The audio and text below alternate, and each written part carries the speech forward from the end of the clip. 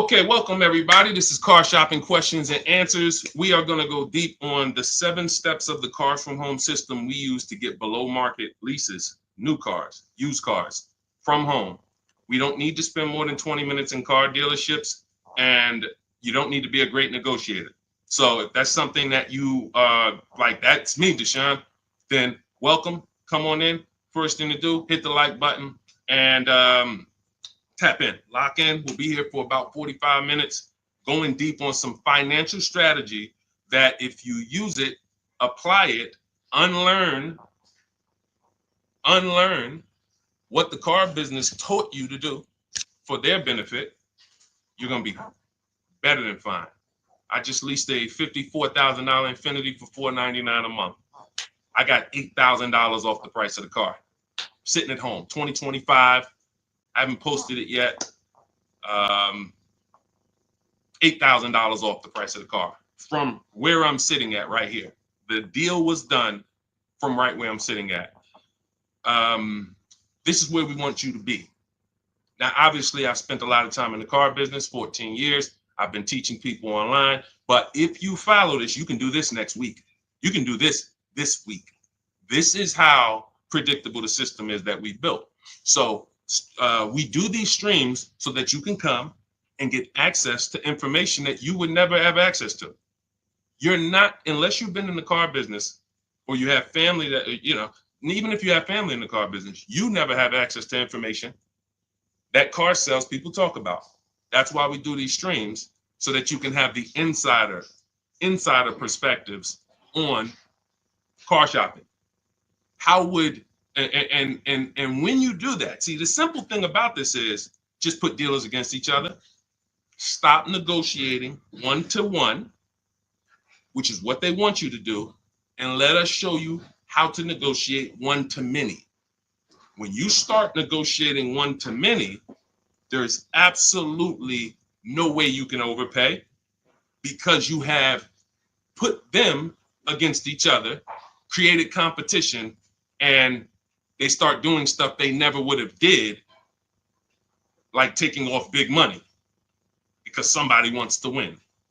So that's the whole premise of the Cars from Home system. That's what we go deep on here. If that's something that's interesting to you, lock in, focus, hit some, I always say, type the $ in so I know who I'm talking to. Everybody that's locked in, type the $ in the comments, and we'll get the show on the road. Now, the entire stream is sponsored by my new digital book. It's called Cars from Home: 7 Steps to Saving Time, Money, and Avoiding Dealerships. It's 5-star rated. You can Google it. It has everything in there we'll be talking about today: leasing, purchasing, high mileage, below, everything. And you can go grab a copy for 75% off. It's normally $97. But if you're listening to this and you're like, man, this sounds good, let me go get me, and I want the whole blueprint, you can get yours for 75% off, but it's only for 30 minutes in my TikTok bio, my Instagram bio, the YouTube comments, or the Facebook comments. Now, let's get the show on the road. Is leasing a good option? Leasing is what most people should be doing, because they're not keeping cars. You are not keeping cars. You're not keeping cars long enough to make it make sense. Step 1 in our process of Cars from Home is something I call the 8-year rule. If you want to save money, if you care about your money, first thing you should burn into your brain is the 8-year rule. Because you're getting a depreciating asset and you're coming and you're buying it, and it's losing thousands of dollars in value every single year. Every single year. If you buy a car, what is a car today that's worth $40,000? Listen, get to your keyboards. I'm talking to the people that's locked in. Okay? I know it's a lot of people playing video games, streaming, doing all types of stuff, and they think they're going to hear something today on the side that's going to help them save 5-10 grand off their car, but they're distracted. So I need you to get to your keyboard, because I'm going to be asking you questions, and the people who respond to those questions and engage, where we're dialoguing, those are the people who save the most. Those are the people who get the results. You're not going to get the results just casually in the background listening to this. It's just not. It's going to make you feel good. You feel like you did something, but you didn't. So let's lock in. So a car today that's worth $40,000. What's that car worth in 5 years? Throw out some numbers. A car today that's worth $40,000. What is that car going to be worth in 5 years? Throw out some numbers. What's up, Goat? What's up, David Cesara? $40,000 today. What is the car going to be worth in 5 years? Deborah Alexander, good to see you. Throw out some numbers. Okay. 20, 25. Okay. 22, 18. Okay. I see 25. Depends on how it's driven. Gabby said 10. Listen, could be. Person puts 80,000 miles on it. Could be worth 10. Yep. Now you see this. No one's wrong. Now it's not worth 40. Will we agree? Can we agree? It's not going to be worth 40. Right? Car today is worth 40. Agree? It won't be worth 40 in 5 years. It won't be worth 30. Might be worth 15, 25, if you didn't drive it at all. But here's the point. It goes down in value. A lot. This is where you're losing in the short term. Because you pay all that money to buy that $40,000 car. How much is a car? How much is a payment on a $40,000 car? Some of you who've been in these streams, you know our rules here. You know our formulas. Every $5,000, X per month. I ain't gonna tell you because sometimes we get new people and y'all don't know. You don't know. So, how much is the payment on a $40,000 car? Anybody know? Anybody want to do that math real quick? 800. 800. Every $5,000 on the loan is about $100 per month. So $40,000 car is $800 a month, 5-year loan. So I could lease that same with a good lease deal. I could lease the same $40,000 car for $400 a month, $500 a month. Oh, Deshone, that sounds crazy. You got to put a lot of money down to get those deals. Listen, this is Danielle, $44,000 Audi, $550 a month. This is common. Look, $48,000 car, $597 a month. Common. So this is what you're doing when your question about leasing. If I could change one thing in this world, in the industry, more people would understand leasing. Because you guys would be driving wonderful cars. Like, look at this car that India got. She's paying $365 a month. Brand new. Hyundai Elantra Limited, $28,000 car. Call it 29. That is a $600 car payment on a 5-year loan. She's paying $365 a month. So you guys, there's none of these people out here, and no one's tried yet, but I'm waiting for it. It's coming. What's up, A? What's up, Al? Good to see you, Didi. Ernesto, I'm waiting for it. Somebody's going to come and try to justify the fact you're paying $300 more per month for the same car, but it's okay because you're buying it. Somebody's going to try to justify that. You can't, in a world where we're watching people who don't have much disposable income. We're watching people where the savings is not what we like it to be as a country. It's not like we're abundant with money. $200, $300, $400 a month matters to the public. If it matters to you, type dollar signs. If $300 per month, if you knew you were driving a car that you could have been paying $300 less a month for it,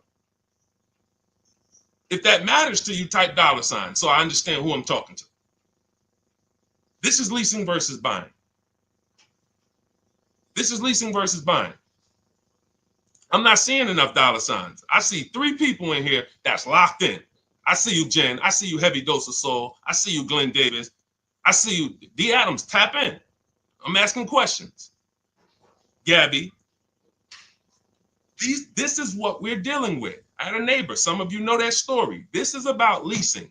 Most of you, if you are not keeping the car 8 years, that's the first thing people under. Oh, I don't know if I should buy or lease. I could do either one. No, you can't do either one. Not and when. If you are not keeping the car 8 years, leasing is the best option, as long as you know how to get great lease deals. You cannot go into a dealer, sign these bad lease deals that people are signing, break the 1.5% rule, put all types of money down so you can get to some good payment and think this is what Deshone said, I'm leasing. No, you see these deals. You see the deals we post on these streams. You guys could go through all of our streams and you'll see the leases that we do look totally different. But this is the first thing you should be doing, is making a decision on whether you're going to buy or lease, because you're trying to decide, how am I going to beat depreciation? The car is going to depreciate. That $40,000 car we just talked about it 5 minutes ago is either going to be worth $10,000 in 5 years, $15,000, $12,000. It's going to be worth, I'm losing $30,000. So is there a way that I could acquire cars and not lose $30,000 over the next X amount of years or whatever? And if you're not keeping these cars, if you're keeping these cars, buy them. But what I'm seeing, and it seems like it's happening more, what do you think the reasons are people aren't keeping cars? What do you think the reasons are? I mean, we got Crying Tiger, we got, listen, I'm interested. Jesus, Rochin, Richard, I'm not talking to people that's keeping cars 8 to 10 years much. This is such a small number. That's why the mission is, wait a minute, if 75% of the people I'm talking to, and I talk to hundreds of people a day because, we're on live streams, 75% of the people I'm talking to are not keeping cars 8 years, but they're not leasing. Deshone, are we all losing? Yes. Yes. Is it, what do you think I'm on here for, trying to break these numbers down and show y'all what these lease prices look like, and show you people are driving brand new cars, because when you lease, you drive brand new cars. 2024, 2025, 2026, you're driving the latest car. You're paying very small amounts compared to purchasers. But this is for people who don't keep their cars 8 years. If you keep your cars 8 years, go and buy the car. Buy something you love. But what I'm finding out more and more is people are not keeping them. Why aren't they? Cars are not lasting. Cost too much to fix. That's a good point. Listen, you just made a good point, Mr. SRL. Things change. The dynamics of cars and how we fix them, how we repair them, how we maintain them have changed. The things that can go wrong used to be the things that went wrong were mechanical. Now some things that are going wrong are electrical. Your mechanic used to be able to fix the things that were mechanical. That's why he's called a mechanic. You can't fix things that's electrical. It's got to be a technician. Different. So people say, oh, well, if that's the case, I'm not keeping my car 8 years. That's a reason. Oh, I used to be a buyer. I used to buy my cars, keep them 8, 10 years, put 200,000 miles on them. I'm not doing that anymore. I need to move to leasing. But what you can't do is keep buying and get rid of the cars in 5 years and not count the cost. You're losing $5,000 minimum. $5,000 minimum. Just look at the payments alone. All right, we go much deeper in this on my book. And you know why we don't need to go deep? We compare. That's all. I don't need to beat a subject into your head like we're in college. That's why all we do is show you the comparisons. That's all we do. If what I'm showing you here is not shocking you, then me taking you and showing you the dynamics of a lease ain't gonna do it. If you're looking at somebody like Ansley, this deal I love, similar to what I got. He got an Infiniti QX60, $58,000. He's paying $554 a month. I got an Infiniti QX60. I'm paying $499 a month. I put $1,200 out of pocket, paying $499 a month. If these payments don't excite you, then you're too programmed. Because who has this vehicle? We got anybody on here that has this vehicle? We got anybody on here that has a QX60? Because I got 3 people on here right now that I can show you that got them. Me, Ansley, and Rosalie. Where's Rosalie? And Rosalie. Anybody have a QX60? I guarantee you I ain't paying this. And see, that's the part where it's like, let me open my eyes and listen. The leasing issue is the issue. It's the first issue, y'all. It's the first issue. If you hop off these streams and you're not keeping your cars 8 years and you still keep purchasing them, and you have the credit to lease, you got a 680 or above, you just don't like money. In fact, you hate money. You like giving it away. That's how bad it is. All right, let's go. We'll go deeper on that. Anybody has a follow-up question? I know all types of questions. Don't they limit you on lease mileage? Whatever y'all want to ask, we'll talk about it. But I'll answer the questions as people ask them. Go ahead. Go ahead, Dolan. Do the leasing numbers work when we're driving more miles, though? Curious. Oh, that's a question I just knew was coming. Absolutely. Because leasing is not based on how much you drive. It's based on how long you keep the car. It's based on depreciation. So you're looking at 3 years, 12,000 miles. If you bought the car, see, I always say a car goes down in value like this. Your car is going to go down in value like this. It's like a sliding board. Every time when y'all think of the numbers for cars, because I want to get you out of this, they programmed you. They have programmed you to focus on what you're buying, not what you're paying. I'm going to say that again. That was a bar. They have programmed you to focus on what you're buying, not what you're paying. You're more excited about the car than the deal. We got to move into being excited about the deal. So this is what I want you to think of whenever you think of a car. What is that, John? This is the loss of value. Your car is worth this today. It's going to be worth this in 3 years. Now, that money, look at the people who lost money on Tesla. It's coming back now because politics have come in and legislation. So, there's legislation that came in and created Tesla. There's legislation that came in and saved Tesla or made Tesla more valuable. But prior to this, Tesla was losing value worse than almost any other car. So you bought a Tesla for 50 grand, forget it. That Tesla was worth, it was so bad. So bad. They had to get, so if you own that car and you paid cash for that car, you couldn't even trade it. Imagine paying 50 grand for a car and then you go and trade it in 2 years and they tell you it's only worth 20. Like what? That's depreciation. The more you drive, the more you depreciate the car. So when you drive like this, people say, well, Deshone, I shouldn't lease because I drive too much. No, you got to realize this. If this is your normal depreciation, somebody like you, Deshone, I'm driving 20,000 miles a year. You're depreciating your car even more. And so God comes in when I worked at Hyundai. He was the first person that I ever saw that had a high mileage lease. First person I ever saw. I see you. Shout out to Only B. Thanks for sharing. Appreciate everybody who shares. When I never seen it before. Guy comes in, he's returning his lease. He has like 72,000 miles on his Hyundai. I'm like, wait a minute. You leased this? He's like, yeah, I'm in sales. I used to buy my cars. I just was spending a ton of money.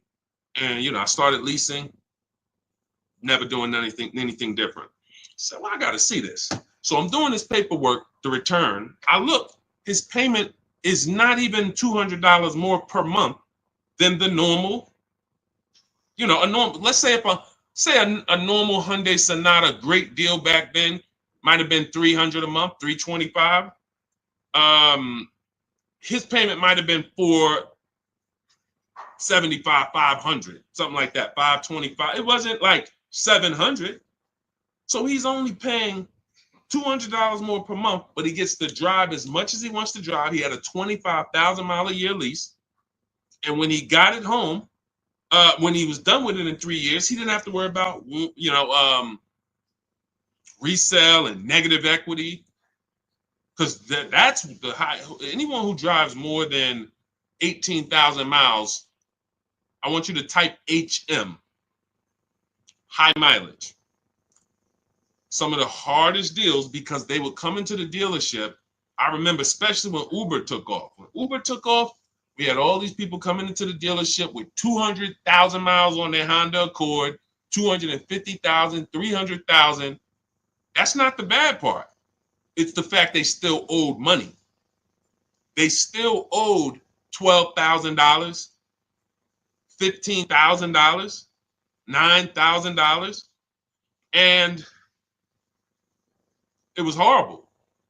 And all they had to do was either lease or shorten the point is, it's what I call pushing the losses to the back. You don't escape the 8-year rule because you drive a lot. You don't and I've been really thinking about this the last couple of days, because now that I see this leasing thing is a problem, the way I've always known it was. Trust me, when I saw Dave Ramsey and I saw some of these viral videos, I knew it was a problem. I just didn't know the magnitude. There's 17 million new cars sold a year in America. That number should be like 30. Because the 40 million used cars, and out of those 40 million used cars we sell every year in America, at least 10 million should be leases. At least 10 million should be leases. People that are out here buying their cars, new or used, not keeping them 8 years, all of those should be moving to the new car market as a lease. So that 17 million new cars we sell every year should be like 27 million, because more people should be leasing. And, we're going to, with the help of the Holy Spirit, by the grace of God, do our part to try to move that needle and try to get people to see. Not leasing is costing y'all so much money. We can't even get to the negotiations yet. We've been on this train 20, 22, 23 minutes. We can't even get to negotiations yet, because I got to hit this again hard. I want people realizing, like my neighbor realized, he had a Kia Telluride. He was paying $800 a month for it. His wife totaled the car. She had an accident. The car got totaled. He caught the 8-year rule. He knows we teach the 8-year rule. And he said, listen, Deshone, I noticed this 8-year rule you teach. I'm not keeping this next car 8 years. So I'm thinking I should be shopping for a lease. I said, exactly. He said, okay, I'm going to use the system. He uses our system, shops 25 dealers. I teach you how to shop 25 dealers in 20 minutes. So for a new car or a lease, we have a different system for used cars, but he uses our system. His payment's $479 on his brand new Kia Telluride. Let me ask you a question. What do you think he thinks, going from having a car that he had for 2 years, he was paying $800 a month for it, to getting the exact same car in his driveway, and he's paying $479 a month for it? What do you think he thinks? You think he's sold on leasing?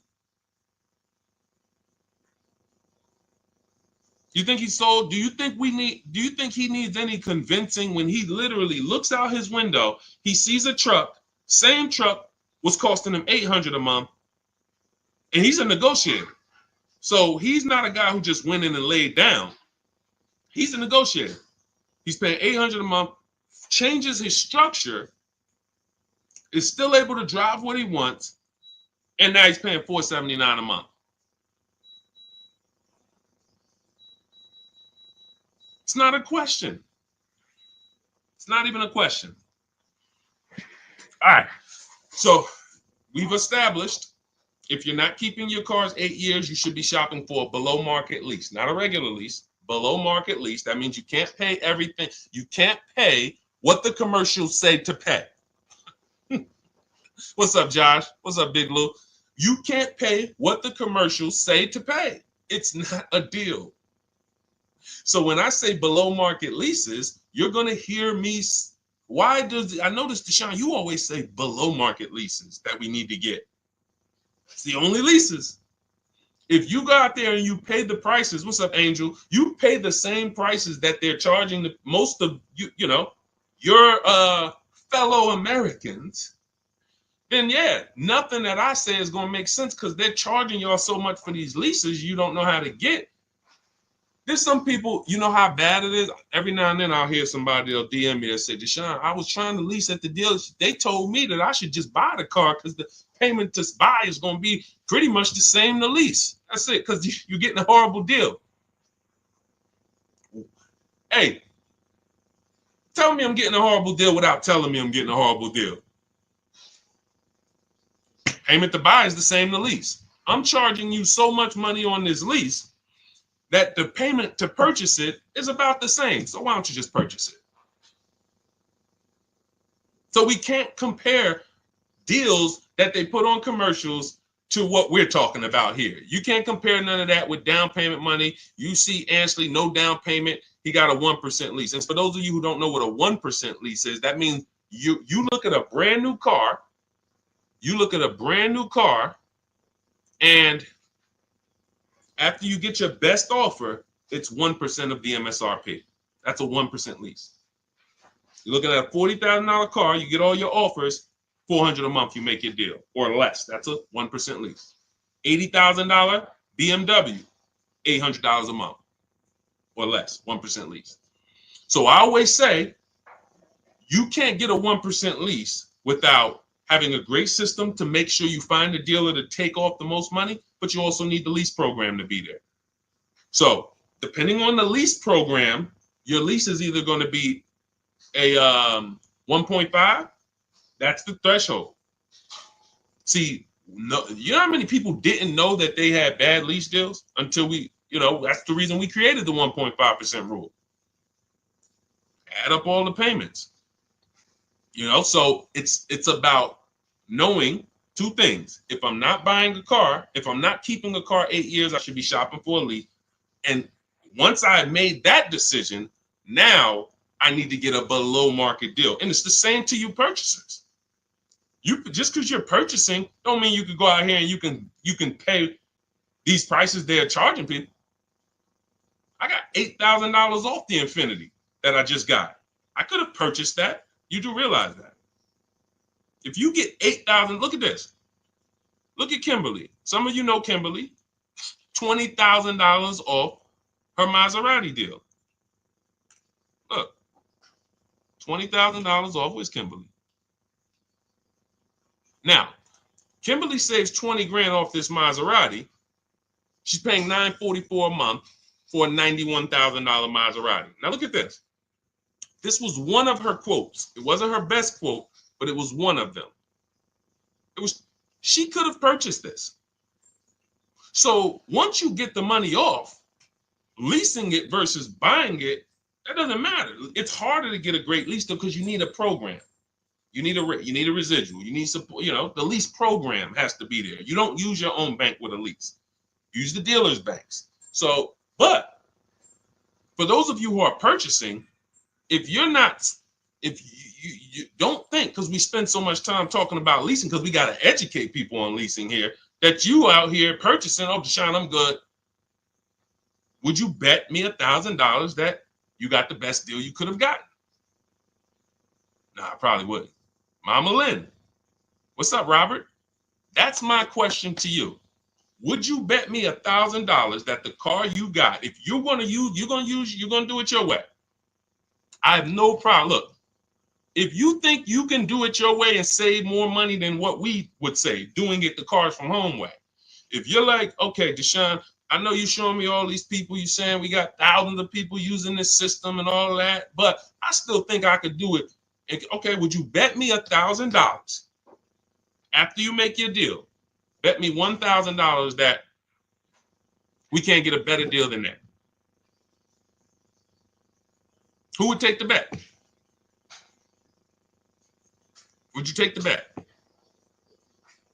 That's why you need to go get the Cars from Home system. In our book, everything we teach is in blueprint form, step by step. That's why the book is called Cars from Home. 7 steps to saving time, money, and avoiding dealerships. Because you don't need to be in deal. It's literally it's the master blueprint to saving time, money, and avoiding dealerships. That means I want all the money off that I can get, and I want to do it as quick as I can do it. That's what we do. Now that book's normally $97. You can Google it. When you go to the page, it's $97. We have a welcome offer though, where you can get your copy for 75% off. And that's for 30 minutes. So after 30 minutes, the price does go back to $97. So you want your copy, go to my TikTok bio, my Instagram bio. There's a website there. Click the link, or go to my Instagram, go to the YouTube comments or the Facebook comments and click the link, and that'll activate your click the button that says 75% off Deshone's new book. And it'll be in your inbox as soon as you pay. Screenshot the thank you page, and you'll have my support team's email just in case you have trouble getting the book. Sometimes you type your email wrong, no problem. But you'll also have on that page is the link to open the book. As soon as you pay, you can open it, save it. If you can't guarantee me that the cars you buy, you're willing to place a bet that no one can get a car for less than that, then that means you have buyer's remorse. That means you have price anxiety. And we want to eliminate that. How do we eliminate that? Multiple offers. It's the simplest prescription for your problem. Deshone, I'm worried, man. I'm worried I'm gonna get scammed. Multiple offers. Deshone, I'm worried I'm gonna overpay. Multiple offers. It's the solution. Now, you may not know how to do that, and that's where Cars from Home comes in. We believe we have, until someone else can prove us wrong or show more result than us, we have the best system in the world for multiple offers on new cars, used cars, and leases. That's what we're known for. But, if what we did was harder, it'd still be worth it. See, if saving money and guaranteeing that you got all the money off on a car you could have gotten in the whole market, not from one dealership, in a 100-mile radius, is there any dealer that could have saved me more money? If the answer is no, whatever I need to do to guarantee that, it would be worth it. If I had to take 12 hours, 20 hours to guarantee that when I got my car, I didn't overspend. I could have saved $5,000 if I did that. I need to guarantee that. Even if it was hard, I would still do it. Financially savvy people would still do it. If there was a way for you to make sure you did not overpay for a car, but it took a lot of time, financially savvy people who care about their money would still do it. I'm telling you, we got a system where not only is our system guaranteeing we're paying less than everyone else, not only the things I'm teaching you to get multiple offers from dealerships, guaranteeing it's quicker too. I got this Infiniti lease. It took me 90 minutes from front to back. Now I'm an expert. I'll admit that. I'm in the car business. Deshone, of course, you've been in the car business. You're the teacher. Of course, you could do it in 90 minutes. Okay, but you could do it in 3 hours. Over a week, 2 weeks, maybe 3 hours, 4, put it in, boom. I saved thousands of dollars from my living room. And next time you get the car, it's not going to be 3 hours. It's going to be 2. And then the next time you get your family a car, it's going to be 90 minutes. And next thing you know, you're just as good as me and everybody who's been using our stuff for years. This is the easy way. And maybe it's things that sound too good to be true, probably are. It's no way, Deshone. How you mean to tell me we could save more money off the cars than we've been saving, and we don't have to spend the 3 days in the dealerships? That sounds a little too good to be true. Well, here's the results. Here's the results. Read it. Don't hear it from me. Of course, y'all know I could do this. Look at Zafrina, $579 a month, $65,000 car. Only use the scripts. I got all the email scripts. You just copy and paste them. You ain't got to worry about what I'm going to say. Deshone, what? Am I going to be face to face? Do I have to remember stuff? You ain't worry about none of that. We don't even talk to car salesmen. We copy and paste our way to deals. When we're shopping for a used car, we're doing everything online, narrowing our used car search down to our best top 5, but we're narrowing it down based on service, based on title history, based on, you should be narrowing your used search down in that 100-mile radius based on title, service, accident history, and then looking at making sure there's no bogus fees. Only fees that should be on a used car: tax, documentation, and motor vehicle fees. That's it. 14 years I worked with dealerships. I never had a dealership that had a fee other than those 3 fees. So if anybody says, oh, used car hire, what fees you charge? Tax, documentation fee, DMV, motor vehicle cost. That's your title, that's your registration, that's your plate. That's it. When you hear these people say, oh yeah, we got a prep fee, we got a mandatory $1,400 service fee, and then we got the low jack that we put in there, you're gonna pay $800 for that. We would never be in a dealership finding that out. We always are verifying that from home so that nobody has the opportunity to waste our time. Because while you getting in that car to go see that dealer, to go look at that used car that has all these fake fees that they're going to hit you with when you get out there, the car that is the best deal right here, that you looking, it's like, okay, well, that car is $200 more per month. I mean, $200 more. All right, I'm going to go to see this one. But you don't realize this one is the scam car. That one doesn't have any fake fees. And the only way you would understand this is to verify the fees before you visit, so that when you get there, you already know I'm leaving with this car. Whenever we are going to look at a used car, we know we have done all the work at home to know, unless this car drives funny, I'm making this deal. Because I've done everything. People say, yo, if somebody do that on a used car for me, I'm just walking out. And you're walking back home, and you're going to start shopping all over again. I see you, Princess Kiki. Thanks for double tapping the screen. Thanks to the people who always like the broadcast. You're going to go right back. So you didn't lose. I mean, you didn't win. You lost there. You let someone waste your time, and you let somebody put you back into the market when you could have made a phone call, verified fees, and just didn't waste your time. Oh, y'all got that many fees? No problem. Do y'all negotiate? No problem. Let me move on to the next one. But what happens a lot of time is they scam you. They will scam the person coming in, and just the person will be like, well, I didn't know y'all had all these fees. And then next thing you know, they negotiated. But how do you negotiate fake fees?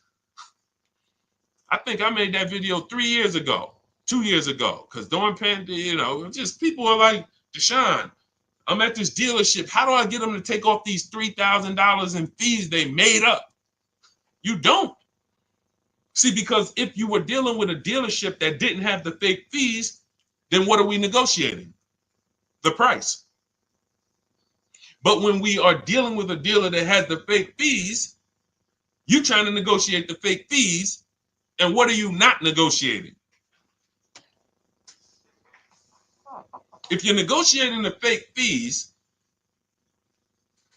what are you not negotiating? The price. And watch this. When you're dealing with these dealers that have the fake fees, when they take off the fake fees, they're at the asking price. And they feel like they did you a favor. What's up, Latima? They feel like they did you a favor. If you will go, if there's a $20,000 car, and they say, all right, we want 20 grand for this car. Let's make up $3,000 in fake fees. Now, Latima comes in. Yeah, I saw this car online. Y'all was asking 20,000 for it. I'm interested. Now they fake. Hey, all right, yeah. With everything, you're gonna be at 28. Wait, I don't get it. You had it at 20. How do we get to 28? Well, we have these 3,000 in fees, 3,500. Then you got your tax, and that's where we're at. Okay, with the documentation fees, so you get. Now, you spend 2 hours there. They take off some of the fees. You just patting yourself on the back. I did a good job. I got them to take off all those fake fees. You paid asking price. Who got that? Who's clear on that? Who's clear on that? You went in, you spent 2 to 3 hours negotiating to get the fake fees off, to get it down to the asking price, and you felt like you won. You did not win.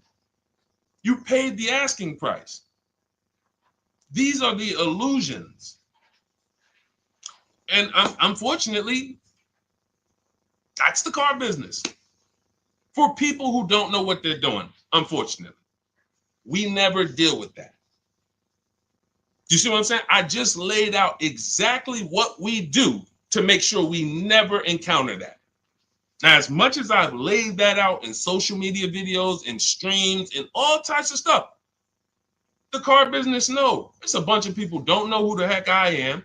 Bunch of people here, your friends out there shopping right now, you ain't shared a broadcast with them. You never shared my page with them. You know, I ain't talking to the community. I'm not talking to the community. I know the community, the people who always like, who always share. I'm talking to people who like you getting the information, and you know you got a best friend. You know you have a best friend. You've been on the stream for 30, 40 minutes with us, and you ain't share that with them. And they're going to be in that dealership tomorrow or next week or next month, and they're going to pay $3,000 in fake fees. And that's why the car dealers keep doing it. That's the point. See, it ain't about me. Oh, Deshone, man, you know, you just want us to tell people about. No. You asking, people have asked, Deshone, when the car business going to change? Everything you say, Deshone, it just sounds like the car business. Why do they allow this? When are they going to change? They're going to change when you change. That's when the car business will change. When we were there, we'd have appointments all the way up through the week. On a big President's Day sale, Labor Day sale, holiday, how many appointments we got? 300? On that weekend. Over that weekend, we might have 300 to 400 appointments on a Friday, Saturday, and Monday. When those appointments go from 300 to 200, 200 to 150, that's when people start worrying. That's when the car business will stop doing what they're doing. But as long as you, and as long as your friends, your family keep walking in those dealerships and saying, get me the best deal you can get me, ain't nothing changing in the car business. It's only going to be the small community of people who know what they're doing, who are wise. And when I say small, you know, our community is just off the people I know who have access to our information, the Cars from Home book, or either the Cars from Home. You know, I coach people too. We have a video program where we walk you through step-by-step videos.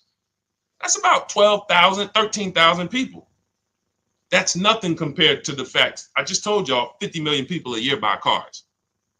So our little, you know, praise the Lord, we are very, very, very fortunate and blessed that we get to impact people's lives, and we have, you know, we built a brand that has helped do it. But in terms of the market size, it's not even 1/10 of one. It's probably 1/10 of 100 of 1%. It's nothing. So you got 50 million people a year walking in the dealerships, want to do things traditionally, and just that's why they keep that multi-billion-dollar machine just rolling. Shared with my bro-in-law last week. Thank you so much, JC. I appreciate it. I appreciate it. We got to save our people. There is no one out here who is going to be in your corner when you overpay for your car. Ain't nothing you could do. You ain't seeing nobody suing dealerships. It's not happening. Let's stop it. You know, oh, I think I got a lemon law, whatever it may be. No one cares. It is buyer beware with cars. And that is why we take this so seriously, because we know once you make this decision, there's no one who's going to help you. If you make a bad decision, I remember I was at Mercedes and a person walked into the dealership and he was pissed off because he has a neighbor who is paying, hang on one second. He has a neighbor that he knows, or somebody he went to dinner with, same E-Class, same car, $200 a month less than him. He was pissed off. $200 a month less. Went out to dinner. Hey, man, I got the same car. Where'd you get it from? I got it over there at Paramus. Me too. Same car. They knew each other. They both leased it, in this particular case, his payment was $200 a month less than his. That's about $8,000 difference. That means this guy here, no, could be about 10. It's about 10. About 10. So that means you have two people, same market, bought the same exact car, similar price car. One of them got $10,000 more off than this one. When they found out, he was pissed. Nothing he can do. I'm never buying here again. That still doesn't change the fact you're $10,000 poorer because you didn't know what you were doing. You didn't have the skills to know that the market price on this car is a $10,000 discount. It's $10,000 less. And that's what's happening. The car business is they've mastered making you think you win. So that's it. That's why we want you to have the strategies so that you can proactively move through your car purchase. It's your agenda. You don't have to worry about your plan. Just bring your goal, use our strategy, and the success is guaranteed. You don't need the strategy. You don't have to figure it out. Deshone, am I going to have to be coming up with what to say, what to do next and all that? No, that's why it's called 7 steps. Cars from Home, 7 steps to saving time, money, and avoiding dealerships. Step 1 is the most important question, which we talked about at the beginning of the show. 8-year rule, leasing versus buying. Step 7 is delivery, which means you should not even be reading step 7 if you're not setting up delivery. People will be like, Deshone, I'm in the program, I'm using all the stuff, I went through everything. Do you have your car? No, I just went through everything. Okay, so you weren't doing the action steps? Like when I said, go on this website, put this information in, get this value. Did you do that? No, I was just reading everything. Okay, say that then. Because the way that our system is set up is, hey, Javon, what's going on?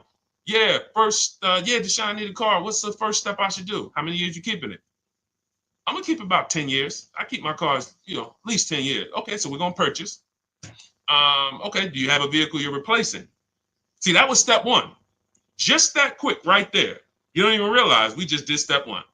Now we move to step 2, equity assessment. You have a vehicle you're replacing? Yeah, I got something, I got like a 2013, it's paid off.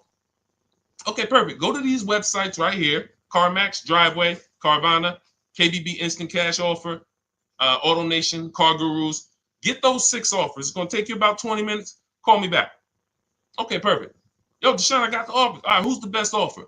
AutoNation actually made me the best offer. They're gonna give me $8,000 for it. Okay, perfect. Step 2, done. Step 3. All right, so let's talk about it. You're purchasing now. Let's talk about the budget. How you gonna finance the car? Pay cash? You're going, no, I'm gonna get a loan. Okay. Use this tool. Go to this website. It's gonna tell you how much you can exactly to the T. It's a calculator that I built. It's called the Perfect Budget Calculator. When you get your copy of your book, or if you're in my program, you have access to all these calculators we built. You can't get these on Google. There are proprietary, information. And that's going to tell you exactly how much you can spend with tax, fees, everything. It factors in the tax. You put your state. It factors in the down payment. It gives you multiple goals, and you're going to know you're going to have up to between 4 to 6 goals of purchase prices well below your max budget. That's how it is. I could do a perfect budget calculator in about 60 seconds. Tool. Now, before we built that calculator, it was manual. But once we built, we used to actually have to walk you through that process. Now, it's literally calculator, 30 seconds. That's step 3. Now I know what I can spend. So what I just told y'all, half of our process in preparing to go into the market, it takes seconds. That's why those step-by-step videos or the book is broken down into things you should be doing. This isn't math class. This is like action steps. Do this, do this, do this. Congratulations, you got your car. That's what it's about. That's what the Cars from Home system is about. It's not a learning system. It's not let's just sit down and I want to learn how to think the way Deshone thinks, all of this stuff. I want to be so good I could sell cars. No, it ain't none of that. All it is a step-by-step system online shopping system to get you to your cars. Okay, so now the book is normally $97. Some of you know, but we have a welcome offer for 30 minutes. You can get it for 75% off. That's $24, but you got to get to my TikTok bio or Instagram bio before the 30-minute countdown is up. Click the link there, or you can click the link in the Facebook comments or the YouTube comments. 30 minutes, you got your book for $24 instead of $97. Now, $97 is still a phenomenal price. You use that book. And I saw a comment said somebody said I love the book. JC, I'm gonna answer that. When you get your copy, make sure you screenshot the thank you page, because as soon as you pay, you get access to the book right then and there. And then once you get access to that book, download it, but screenshot it, because it has my support team's email on there. Sometimes you type your email in incorrectly, and we can't send a book to an incorrect email. But if you use this, it will be one of, guaranteed, top 3 most financially beneficial books in your library, unless you're just not going to buy cars. And if you cannot use a computer, don't get the book. I don't say that enough, and I should. And that's my fault. If you can't use a computer, if you can't copy and paste, this is not for you. You know what? That's actually something I want to make sure I make clear on almost every stream. Every single time I tell you about the book, you're going to start hearing me say that. Because I know sometimes it may seem like, Deshone, Cars from Home can help everybody. Like, you got used car stuff in there. I got bad credit. Yeah, that's in there. We got lenders, specific people we work with, specific for bad credit. Yeah, that's in there. All right, so it can help everybody, but that's not true. It's an online shopping system. So if you're not comfortable online, if you're not comfortable visiting websites, if you don't have a computer, you can't do this on your phone. So you need to have a computer, laptop, access. I don't care if you're going to the library, but you need access to a computer, and you need to be able to copy and paste. If you can do that, then yes, Cars from Home, 7 Steps to Saving Time, Money, and Avoiding Dealerships will be one of the most valuable digital books or books you've ever owned. You get 5 cars. Imagine you get 1 car. Imagine if you're getting a Maserati and you save 20 grand. Some of you might even, 10 grand, 7 grand. You might just be happy with, doing a deal like Tiffany. Tiffany got 6,500 off. She used it. I got so many people, American seniors. Anyway. Go ahead, Dolan. I can't show enough people. Go ahead, Dolan. Let's close out with a few more questions before we wrap. Go ahead. All of you who have questions, type them in. We'll try to get to as many as we can before we wrap. We're almost done now. Deshone, love the book. Hey, my question is, thank you, JC. My question is regarding how best to answer the question when doing the equity check. Oh, wait. My screen just went off.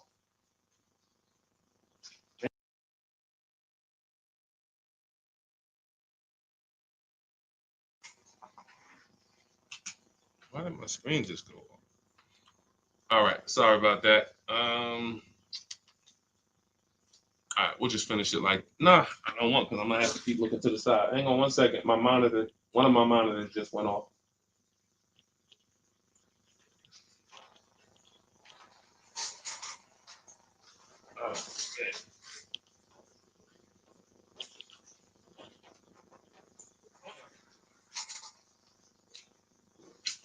Okay, this is going on me. Okay. My fault, guys. I have 2 monitors, and the one in front of me, front facing, went out. And then I tried to plug it in, but now I can't. My camera's in front of me. My camera here then. And let's see if we could do it like.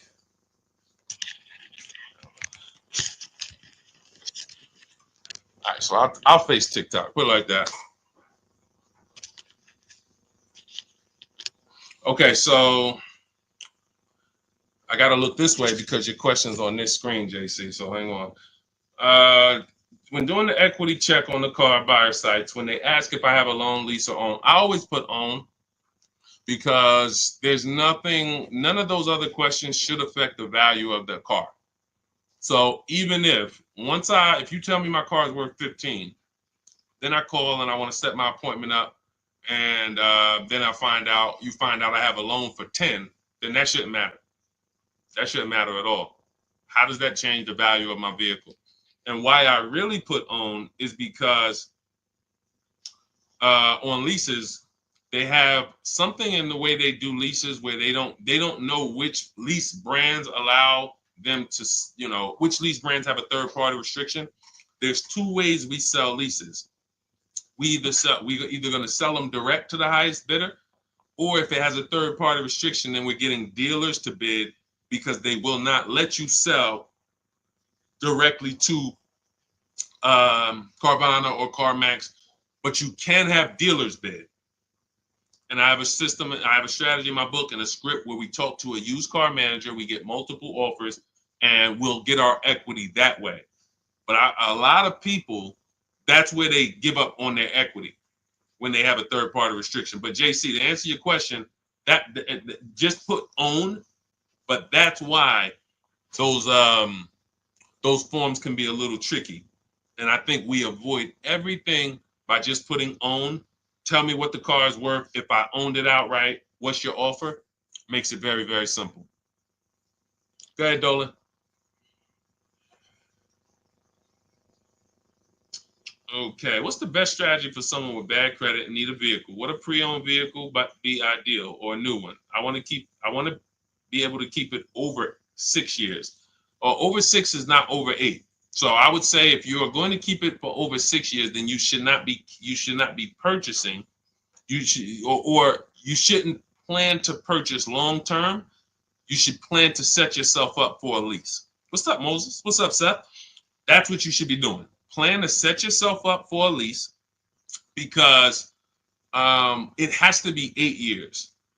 See, I think sometimes, and I'm gonna start saying 8 to 10, but I'm not gonna call it the 8 to 10 year rule, because that just doesn't have the same ring to it. It's the 8-year rule, but I'm gonna start saying 8 to 10. If you're not keeping your car 8 to 10 years, you shouldn't be purchasing. If you're purchasing, you're overpaying. You should be shopping for below market leases. What's up, Seth? What's up, WM? And the reason I'm saying 8 to 10, because I think some people, they'll say, well, I'm keeping it 6, 7. So I think that's close enough. No, it's not. It's not. It's 8 minimum. Minimum is 8. The minimum is 8. And so if I had bad credit and all right, I'm not keeping my car 8 years, I'm trying to set myself up for a lease. So what am I going to do? Get an inexpensive car. I have a strategy in my book we call the smart car, where we're only looking to get an inexpensive car that we can drive, $10,000, $12,000 loan that we can, because that's going to be affordable. It's going to be about a $250 a month payment. And we need to establish that payment history, because nothing gets you approved for a lease like on-time payments on a car. If the bank sees you've been paying $250 a month for 2 years straight, when you go to jump up on a car to a $400 payment, it matters.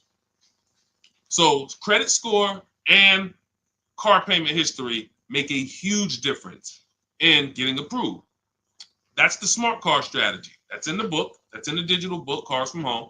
So you would be setting if you have bad credit, you're either going to buy for the long term and then refinance the loan when your credit's good. Welcome, Lamont. I see you. Welcome to the community. Thank you for the follow.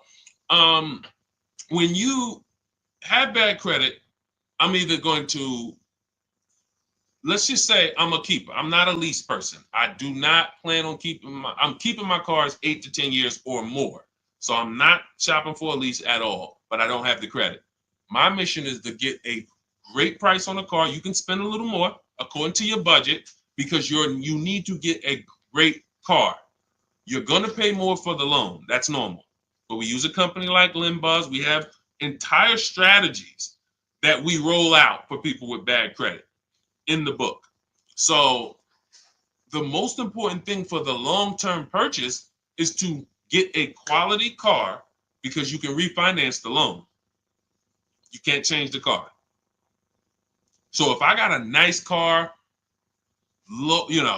well taken care of, I verified that it had great service records, great accident history. I verified it's a long-term car. It's a car that's known for going 200, 300,000 miles. We verify that in step 4 of my book. I have a quick thing we do, takes 5 minutes. We go to Google and we type in initial quality, reliability, longevity. And we do that we do 3 of those searches. And we make sure that the car we're looking for, some of the cars you're looking for, they're known for the transmission going out at 90,000 miles. Don't you think that's important to know? Some of you right now are looking at cars, you're looking at used cars with 80,000 miles on them, and you don't realize that that car is known for having transmission problems at 90 to 100,000 miles. That could be why the person dumped it. Because they know if I keep it here, as long as I get rid of it before 80,000 miles, I'm usually okay. Now they dump it off to a person who does not know how to verify that that car has bad DNA, and they're going to buy it. And then they wonder, oh, the dealership scammed me. Man, I got that car, man, the transmission went out on me in 6 months. But you could have done the step that we teach, verified that for yourself, and said, wait, this car is known for nothing. This car got about 10,000 miles before the data says transmission could start slipping. I think I'm gonna look for something else. You see what I'm saying? These are the things. So I'm doing that if I'm a long-term purchaser, bad credit, because I'm gonna get an incredible car, I'm gonna pay a great price for it, and I'm gonna pay a high interest. That's the only thing I'm gonna pay a high price on is my interest. I'm going to get a great price on that car. And that's where bad credit people, and that's where personally, a lot of people with good credit, you get confused because you're confusing the monthly payment with the price of the car. You're confusing the deal with the price of the car. I could have a 20% interest rate because I have bad credit, but I got a great price on this car. Look, watch this. And I'm gonna give you an example to really end this. If I got bad credit and I walk into a dealership and they're having a going out of business sale, we're going out of business. Everything's 50% off today. What, everything? Every car in the showroom, 50% off. Really? Wow, that's interesting. I'll take this one right here. It was 40, but it's I can get it for 20. Yep. Okay. Let's write it up. Everybody agree that's a great deal? Would everyone agree that's a great price for a car? 50% off. But we go into a dealership. Can you agree? Type agree. Because this is a big point we want to make about how these things relate. Especially for some of you you don't have good credit. You need to detach your loan from your car. Okay? So we agree. Okay, I see you, Tina. I see you, Joe. I see you, Danny. I see you, Gabby. Thank you to the engaged people. I'm always look. I love the engaged people, man. Yo, because I gotta tap people and tell them like you ain't gonna save 10, 15 grand off no car working with Deshone, and you playing video games while we talking money over here. Like I'm getting the information. I hear you, bro. No, you don't. No, you don't. So we agree, 50% off, going out of business sale. All right, so I got this car. It was 40. I'm paying 20 for it, brand new car, but I need a loan. I'm gonna call up some banks. Hey,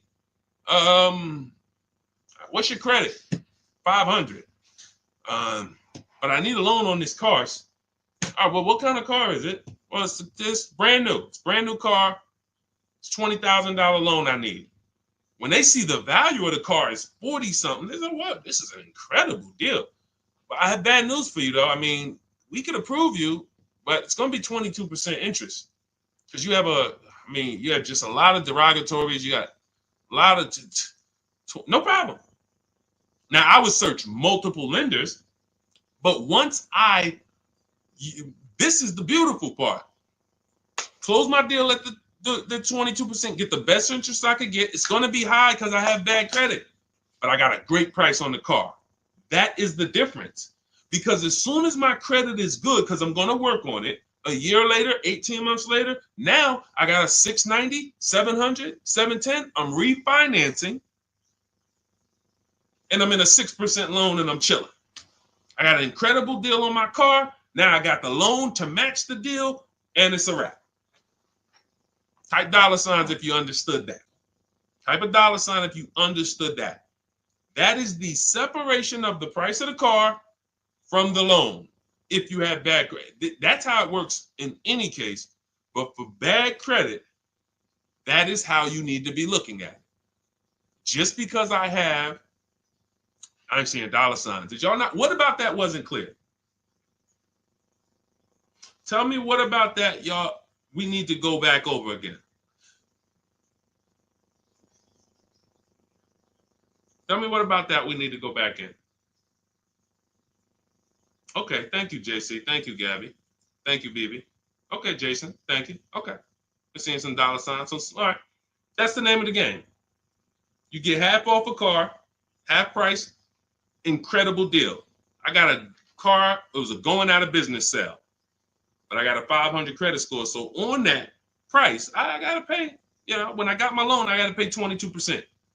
So I got a bad loan because I got bad credit. Great price on the car, though.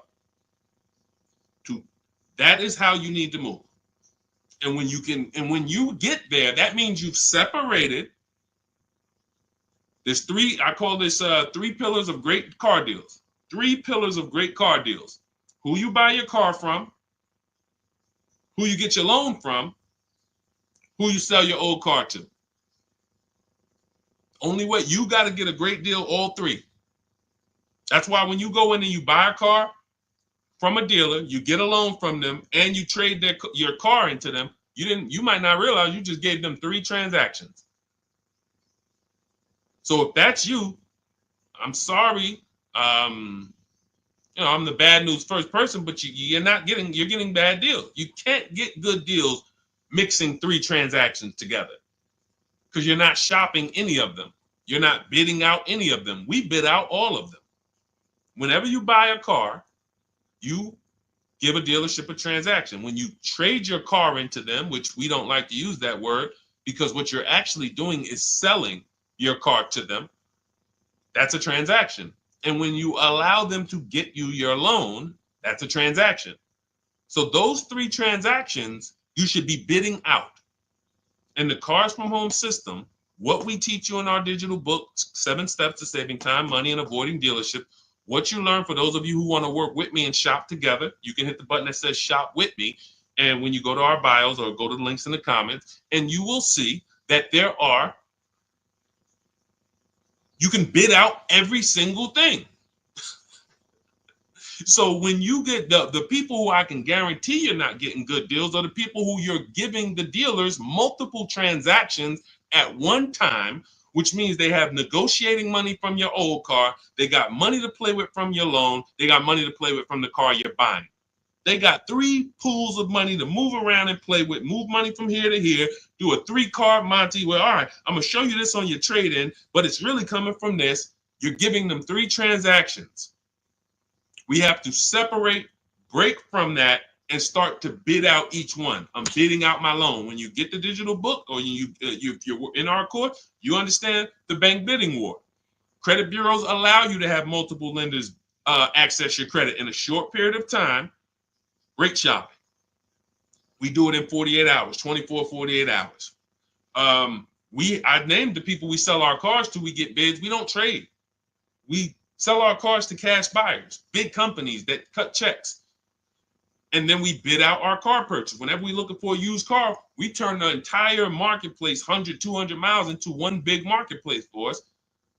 And whenever we shop for new cars and leases, we contact 25 dealers to get 5 offers. We do it all online.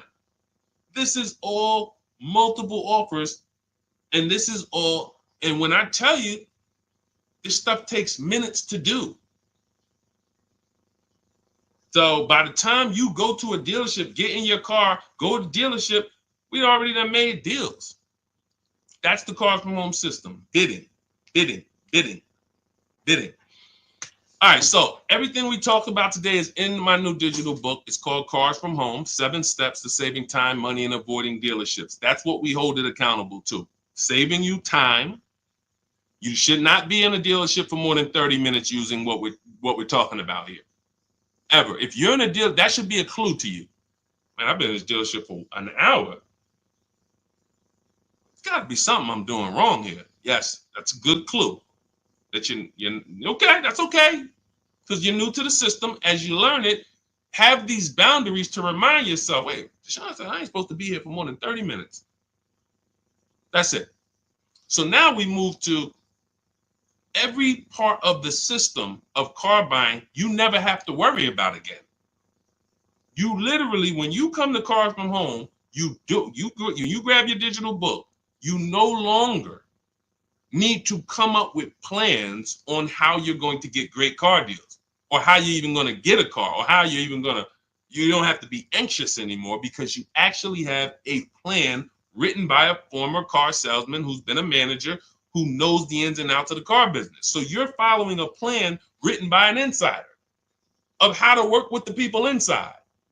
And I'm no longer inside, so I don't have a vested interest with if I was trying to coach you while I still was working for Mercedes, it's certain things I can't say because I can't teach you how to bid against, it's certain, I can never write that book being in the industry, but outside of the industry, for sure. Competition is how you're going to save prices, and that's how we're going to save time. Competition. And I want to end with this because some of you tend to overthink. You're overthinking. Everything we're teaching you to do is to start buying cars and shopping for cars the way you shop for everything else in life.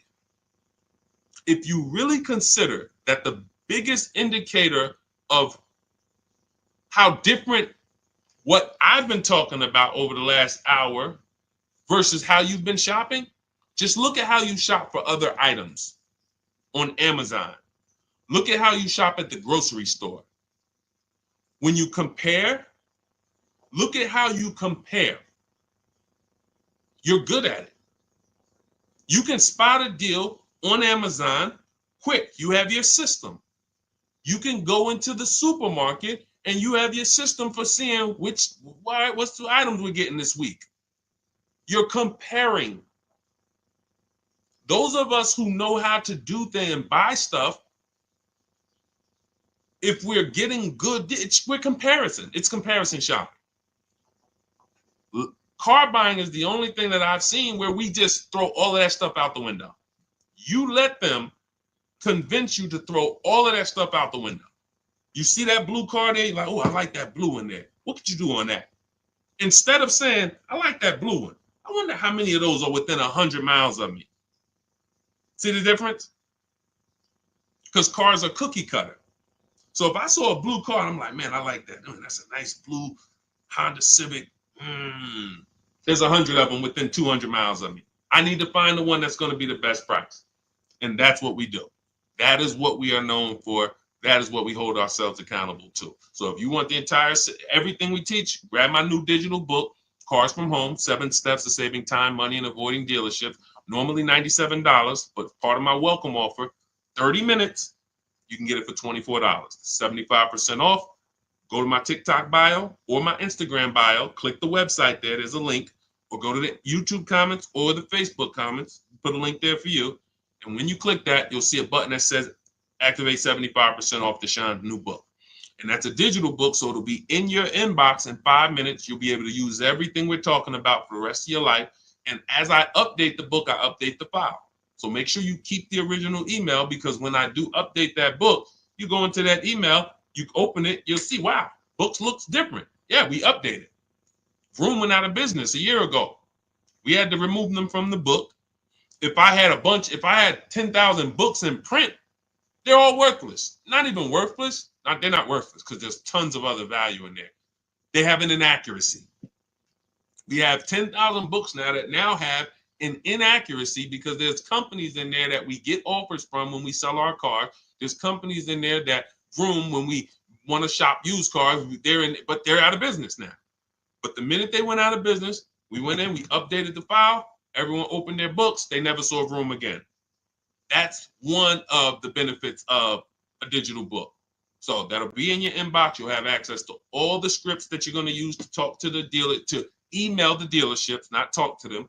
You're going to have access to the templates. You're going to have access to all the calculators that I've built. I believe we have 5 or 6 custom calculators.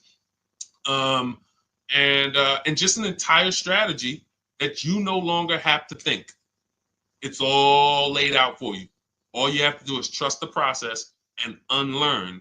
Don't bring any of the garbage from your or how you were taught to buy cars, lease cars.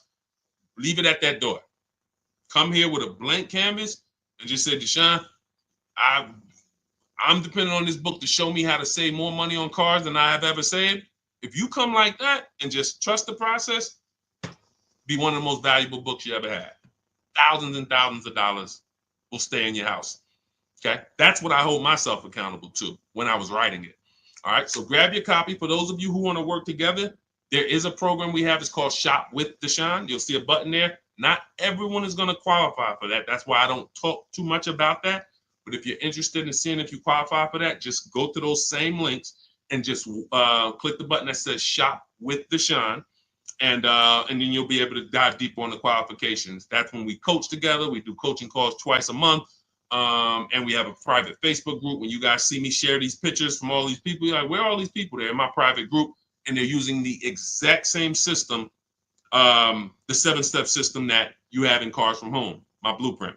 So whether it's just a different learning style. Some of you like do it yourself, go grab the book. Some of you like a community and to do it with you, hit that Shop with Deshone button. And other than that, this is what we do. I appreciate you guys checking in. Had a lot of fun today. We'll be back for another stream soon. For all of you who got your book, use it. Please email me when you get your deals. Make sure you just shoot me a picture. I sent out a couple emails. You will, we love getting those. Please send me those. All right, and enjoy the rest of your day. God bless you. I'll see you soon.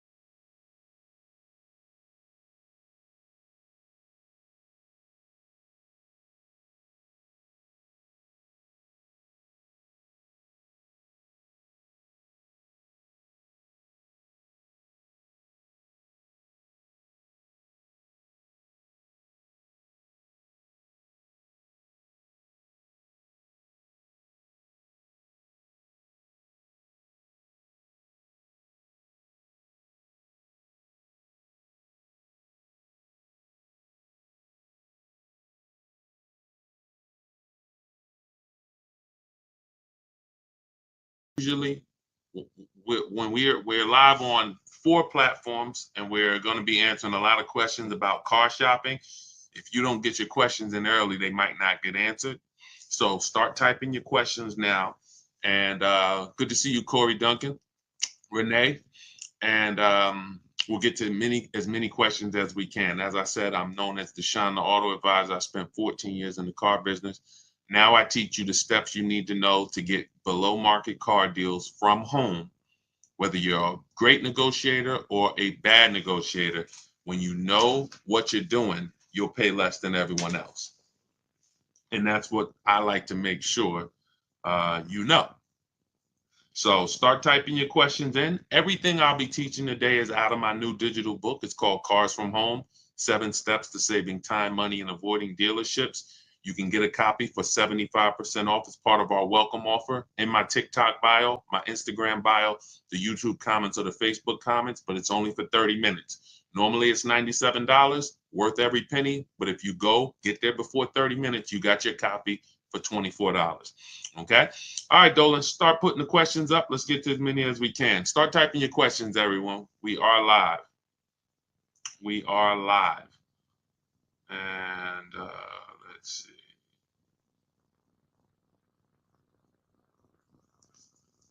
Go ahead, Dolan. We're ready for you.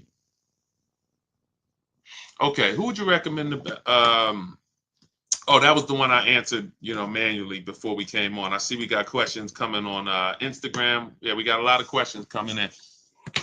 So let's go. We did that one already, Dolan. I didn't really, I answered it, but I didn't answer it, I didn't, I called it out. What's the process of purchasing a car in the name of your business? Well, the biggest thing to understand is that nothing changes except who you're going to put the whose name is the car going in. That's the big thing. Whenever you're buying a car, leasing a car in the business name, you still got to shop. You still got to get the best deal. You still got to make sure you're not overpaying for your financing. You still got to make sure that you're getting the most money for your old car, not your trade. We don't trade. We like to sell these cars. So all of this stays the same. The only thing that changes is when it's time to buy the car, you ask, when they ask whose name is the vehicle going in, it's going in a business name. Depending on the type of deal, you might need commercial insurance, depending on what type of vehicle you're getting. But other than that, the process of getting a great deal in your business name, 95% of it is the same as getting a great deal in your personal name. Shopping multiple offers. Don't make a decision until you see at least 5 offers. You see a $5,000 price difference between the best offer and the lowest offer. You pick the best offer, you get out of the market. None of that's going to change, regardless of whether it's in your personal name or the business name. Okay, go ahead, Dolan. Now, there are people trying to teach you how to buy cars in your business name without personal guarantees and all of that. I don't teach that. But yeah, everything else is the same. People are overpaying like crazy buying cars in their business name. When is the best time to purchase a new vehicle? So there's no best time. It's a lie. It's marketing. And if you think about it, car dealers they've gotten us to do things that benefit them, regardless. Come into the showroom at the end of the month. It benefits us. Come into the showroom on the weekends. Benefits us. As long as you guys continue to go into the dealers are going to continue to be the same. When you guys stop going in and you start going to your computer, where we make our deals from. When you see me share people on this screen, people like Danielle, Greg, Bonita, Tope, Aretha, all of these people that you see me share throughout our streams, these people are making their deals from home. And that's where you want to be, because whenever here's what you want. You want a desperate deal. You want a deal that the dealer makes because they're desperate. They need to sell a car. They need to hit a unit. That's the only reason why they're giving you such a big discount. I just got an Infiniti the other day. I leased it. I saved over $8,000 off the vehicle. That particular dealer that won the bid for my business, $499 a month, $1,200 out of pocket. It's a $54,000 vehicle. They needed that deal. That wasn't a deal they want to make with everyone. And what they've taught you as dealers, they've taught you that the deals that you see on commercials are deals. No, they're not deals, because no dealer wants to give away a car where they make no money over and over again. Dealers only do these deals because they're desperate and they need to hit their numbers. That means that they're not giving you a better deal when there's 200 people in the showroom. Why would that? You know what I'm saying? What's up, Joey Cantu? Good to see everybody tapping in on TikTok. Shout out to everybody double tapping the screen. Thank you. Shout out to everybody hitting the likes. And shout out to everybody who's hitting the share button. We appreciate you helping us spread this mission. We can't get this financial literacy out without the people who help us run these numbers up. So we appreciate you. What's up, Messi? Good to see you. Yeah. So when the showroom has 100 people in it because it's a holiday, that's the illusion that you're getting a better deal.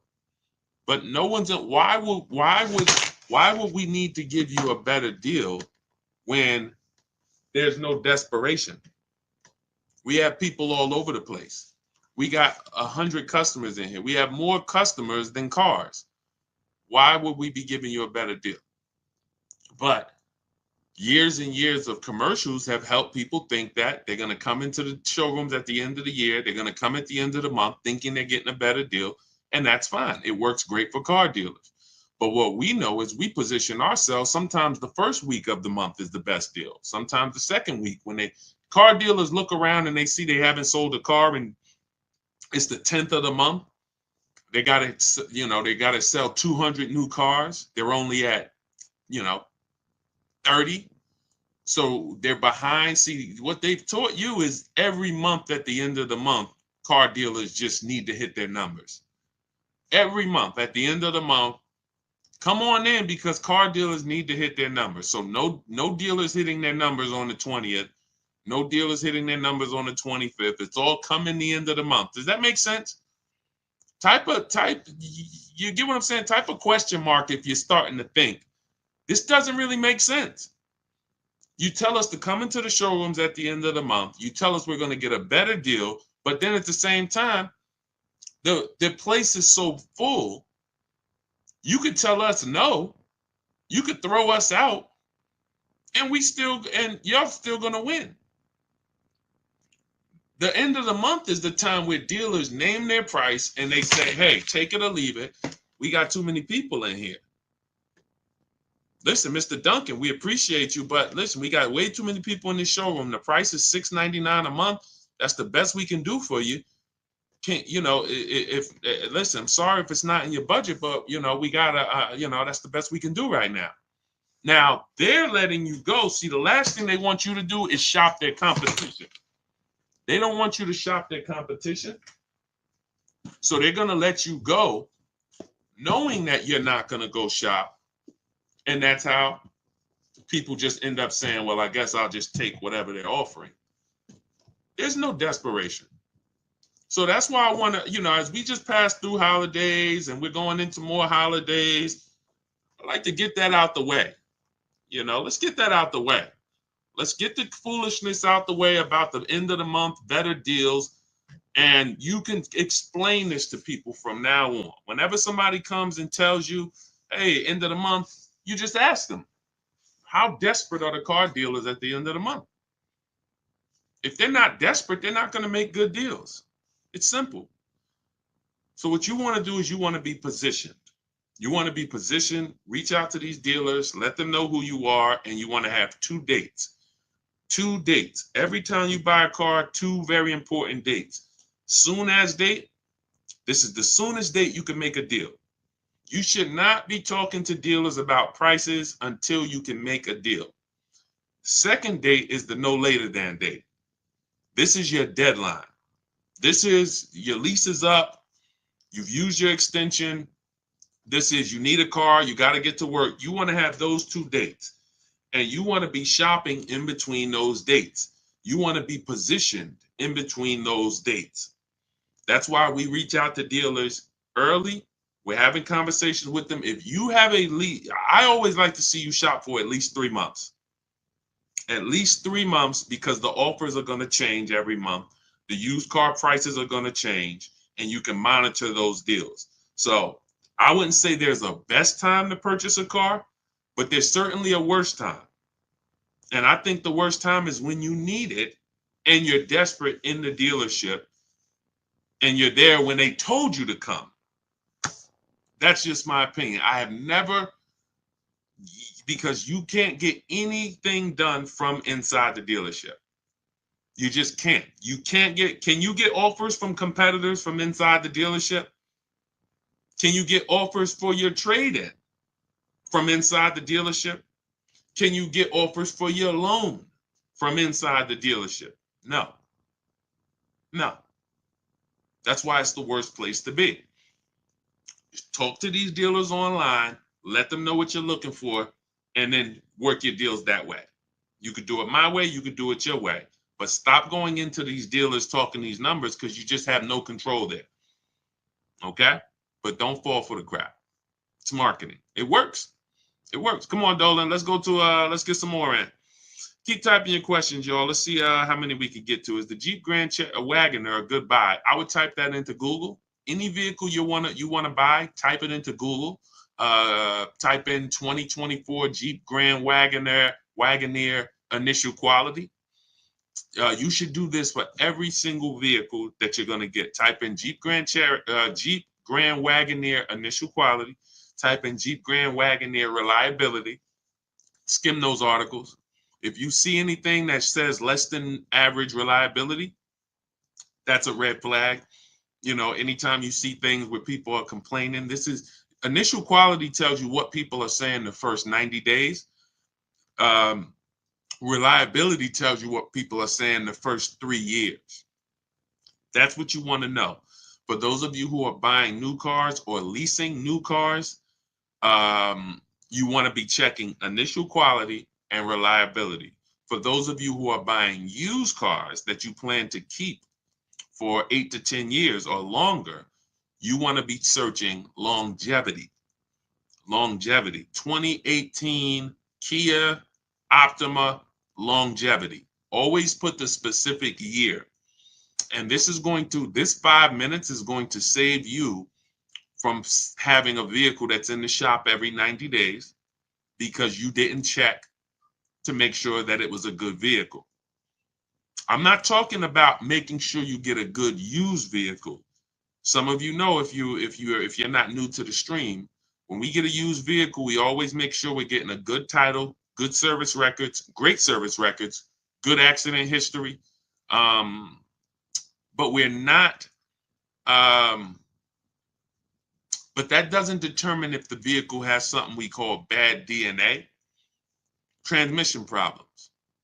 80,000 miles, transmission's going to start slipping. Half of the people are going to have problems. Welcome, Day. I see. Welcome to the new followers. I see you. Shout out to the sharers.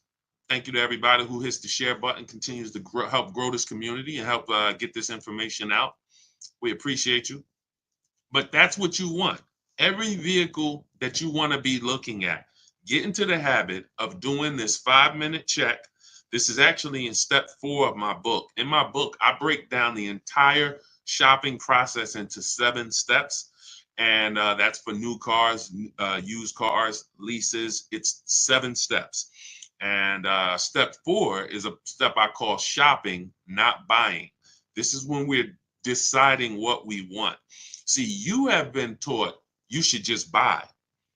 You have mixed shopping with buying. You go in to shop, you end up buying. This is not strategy. You don't want to go in. Shopping is deciding what you want. You're about to make a 5-figure transaction. 5 figures. Every one of you, for the most part, some of you may be getting cars under 10 grand. Some of you may be getting cars over 100 grand. But for the most part, most of you are about to make a 5-figure decision. And you're not spending enough time shopping. You're not spending enough time deciding what you want, which is why I continually get these DMs. Deshone, I got a vehicle. I had it for a year. I want to get out of it.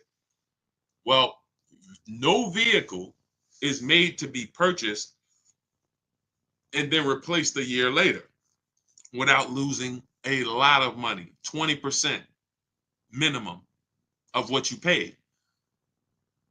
Get people who pay cash, they don't do this. So go ahead. I know I went off on a tangent there, but I think you got to go. You do those checks: longevity, initial quality, reliability. Each vehicle, type in the year, type in the make, type in the model. Initial quality is the 90 days. Reliability is the first 3 years. Longevity is going to tell us what's happening with that vehicle in the long term. Transmission, engine issues, things of that nature. Okay? Get in the habit of spending that 7 or 8 minutes to check those things, and you don't have to ask people about their opinions on cars because we just don't have enough information. 60 million cars are sold a year. It's probably 100,000 Jeep Wagoneers out there. There's just not enough. No person has enough information to tell you whether that's a good vehicle or not. Okay, but Google definitely does. Go ahead, Dolan. All right, keep typing your questions, everybody. Good to see you, Paul. Good to see you, Lily. Good to see you, B. Haynes. Is it better to lease first and buy out? We never want to buy out our leases because the benefits of leasing are clear. Low payment, cents on the dollar. Let me show you what that looks like. So you look at Raphael. Raphael's driving a $46,000 Jeep Grand Cherokee. She's paying $549 a month, no money down. That means that's an incredibly low lease deal. It's a 1.19% lease. Some of you who lease may be familiar with the 1% rule. If your monthly payment is 1% of the MSRP or less, it's a steal. Incredible value. You're driving an expensive car for cents on the dollar. You look at somebody like India. India got a Hyundai. You guys can't see this on TikTok, but if you're on Facebook or YouTube or Instagram, you can see this. India got a 2024. She didn't like the lease program on the Corolla. She got a 2024 Hyundai Elantra, 36 months, $365 a month, no money down. That's an Elantra Limited. So it has all the nice features in it. It's not the base model. $365 a month, no money down. Some of you, you're better getting your child this instead of getting them a used car. You should be leasing them a car. But these are the benefits of leasing. Ansley, $58,000 vehicle, 2024. He's paying $554 a month, first payment down only. This is actually the same vehicle I got. I got a $54,000 one, $499 a month with $1,200 out of pocket. Infiniti QX60 Lux. I got the Pure, $54,000. So these are leasing. You drive a brand new car, cents on the dollar. The same car, some of you know, every $5,000 on a car loan is about how much per month? Let's see, who's new here? See if we got any people here that know the rules of what we teach, because a lot of what we teach here is principles. We do teach a lot of principles. Who knows every $5,000 on a car loan is about how much per month? We just want to drive the point home that you should not be on the fence about leasing or buying. I'm going to tell you why. We have a rule. It's step 1 in my book. It's called the 8-year rule. It says very simply, if you're not keeping your car, the next car you're shopping for, if you're not keeping it 8 years, you should be shopping for a below market lease. Thank you, Julie. $100. Thanks, Patricia. $90 to $100. Yes, MBG, $100. So when we say, see, part of the reason why people haven't learned about leasing yet is because they're getting bad lease deals. They're looking at these commercials. They don't know about below market leases that me and my people get. And they're judging those lease deals compared to a purchase. And that's why they're not leasing. So when you look at somebody like Ansley, this $58,000 vehicle, he's leasing it for $554. To purchase this same vehicle on a 5-year loan, he would need, thanks, Lori, I appreciate it. On a 5-year loan with no money down, he's looking at about an $1,100 payment or $1,200 on a 5-year loan. $58,000 vehicle, $1,200 a month all day long. We're not even factoring in tax, but you know, he could have got a discount. Let's just say that's an $1,100 to $1,200 payment. There are people driving the same vehicle, no money down, $58,000 cars, they're paying $1,100 a month. Maybe they took a 6-year loan, or God forbid, a 7-year loan, because that's what people who can't afford they can't afford some of these monthly payments for these cars they're buying, and they just take the loan longer. Just give me a 7-year loan. Give me an 8-year loan. Some of you might not even know how long the loan is. That is a problem. That is a problem. Because what they're trying to get you to do is make bad decisions based on affordability. I see you. Thank you for double tapping the screen. Every time you hear something you like on TikTok, just double tap and y'all continue to see those likes go up.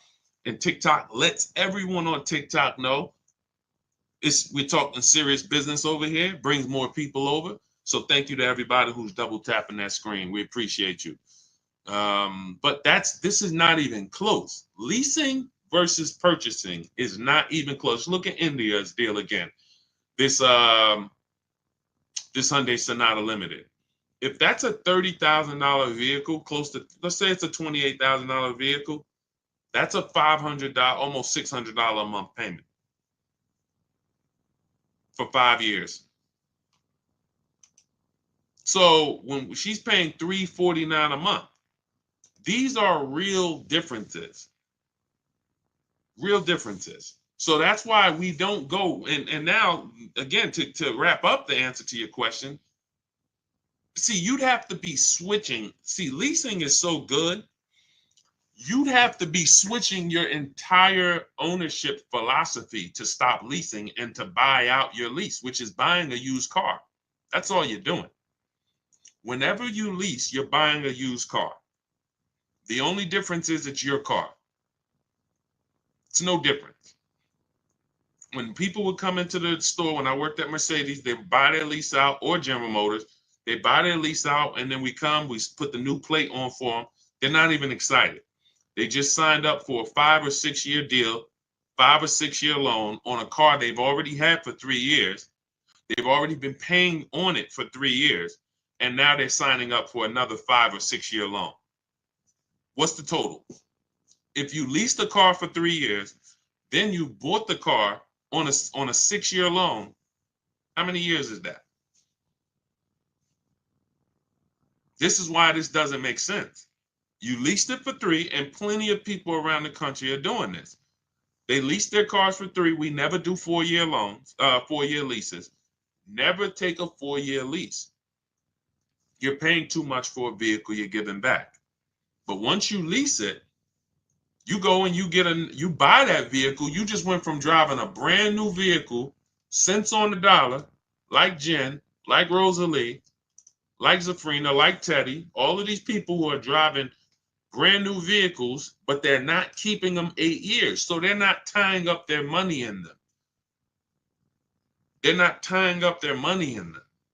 You go from driving brand new vehicles, paying cents on the dollar, to buying a used car. It's a different philosophy. That's why it's about, what are your reasons for buying your lease out? What I see is people just don't want to shop. People say, oh, my lease is up in 2 months. I'm just gonna buy it out because I don't feel like doing the whole dealership thing. That's not a reason. That's not a good reason to make a bad financial decision. I'm going to buy, and some of you buying your leases out, you're not even checking to see if this is a good price. People are paying $20,000 to buy their lease out for a vehicle that they could find that same vehicle for $18,000. Or they're going over their lease mileage and then buying the vehicle out because they went over their lease mileage. These are all incorrect things. Choose your mileage wisely. Don't buy the lease. When your lease is up, you go get another lease. Oh, people say, Deshone, what do I do when it's up? You go get another one. I go drive a brand new Infiniti for 3 years. Perfect. That's up. I'm going to go drive something else for 3 years. And that's what I'm going to do. I'm driving brand new vehicles. They're always under warranty. I'm paying super low payments. I get to keep lots of cash flow in my house because my car payments are low. We've never had a $700,000, $800,000, $900,000 car payment. In fact, before this one with the Infiniti we didn't even have a $400 car payment. These are the first payments we have that are in the fours, and they're for 50-something $1,000 vehicles. It's just not even. Any questions you guys have about leasing, feel free to ask. That is certainly half the battle. Besides you not knowing how to shop dealers and put them against each other, the leasing versus buying is losing you thousands of dollars. Every time you purchase, but you should have leased, you lost thousands of dollars. $5,000 to $7,000 each car, maybe more, because you just can't put a price on. Zafrina here, $65,000 vehicle, she's paying $579 a month. Incredible lease deal that she got using our system. So if you want to know, obviously, hey, Deshone, I need to know about leasing, and then I need to know, how do I get these deals? Deshone, I'm not leasing, I'm purchasing, but how do I make sure I save all the money off of these cars?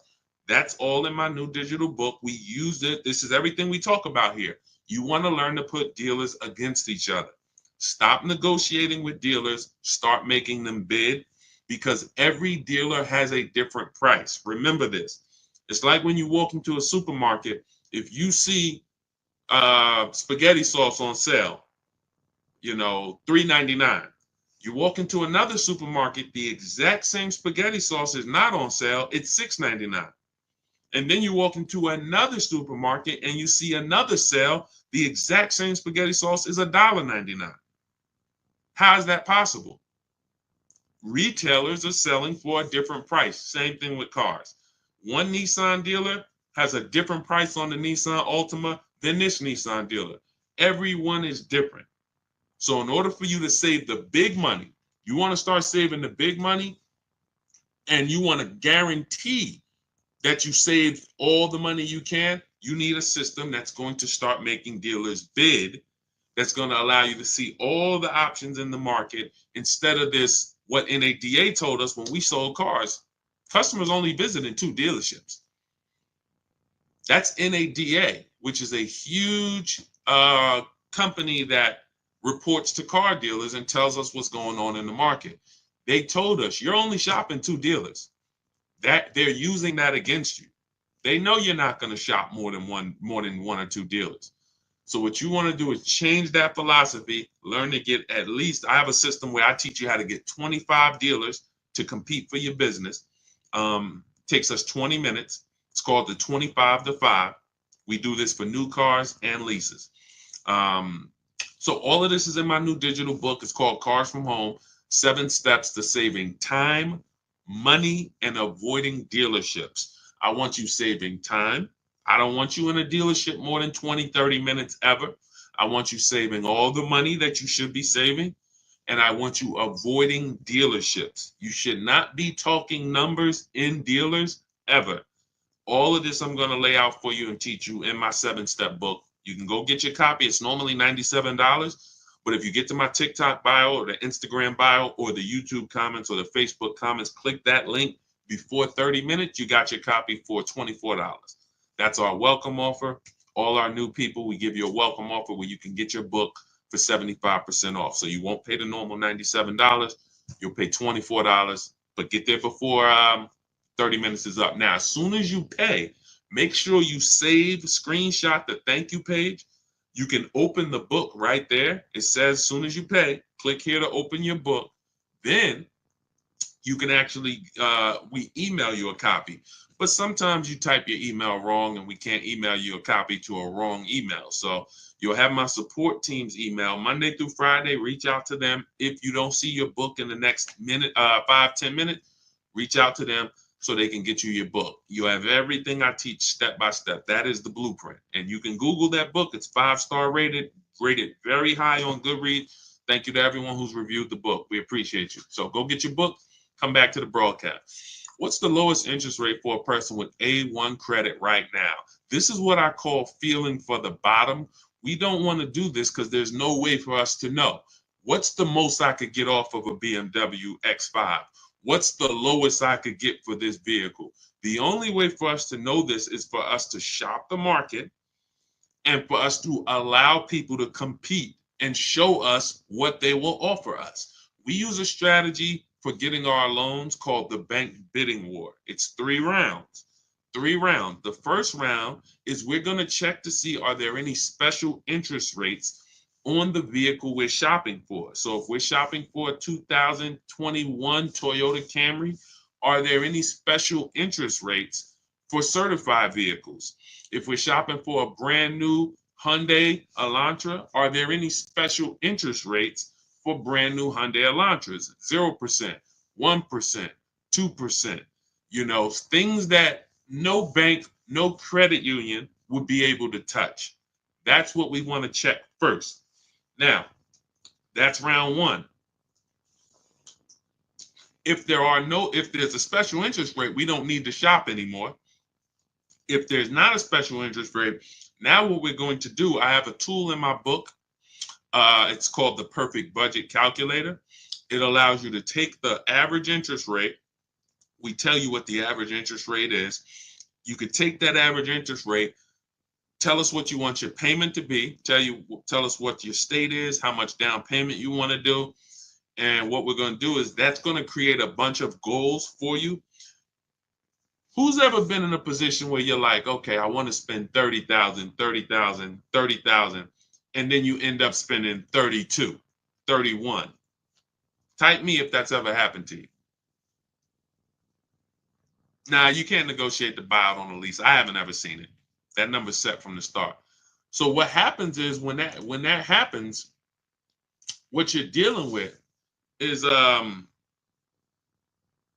let's stay on the bank bidding war round 2. So once you have this tool, and again, the reason why, see, some of this stuff I invented. I'll give you the manual way to do anything that we do. Anything you want to try to do on your own, I'll give you the manual way to do it. We reach out to 25 dealers online. You could go and you can call around. I always tell you, ask for managers. Try to deal with only managers. If you don't want to talk to anybody, you use our system. But there are tools that we've created that no one else uses because we made them. So in my book is something called the Perfect Budget Calculator. That's going to give you multiple goals. It'll tell you if you get a 5-year loan, you want to do no money down, this is what you can spend on a car.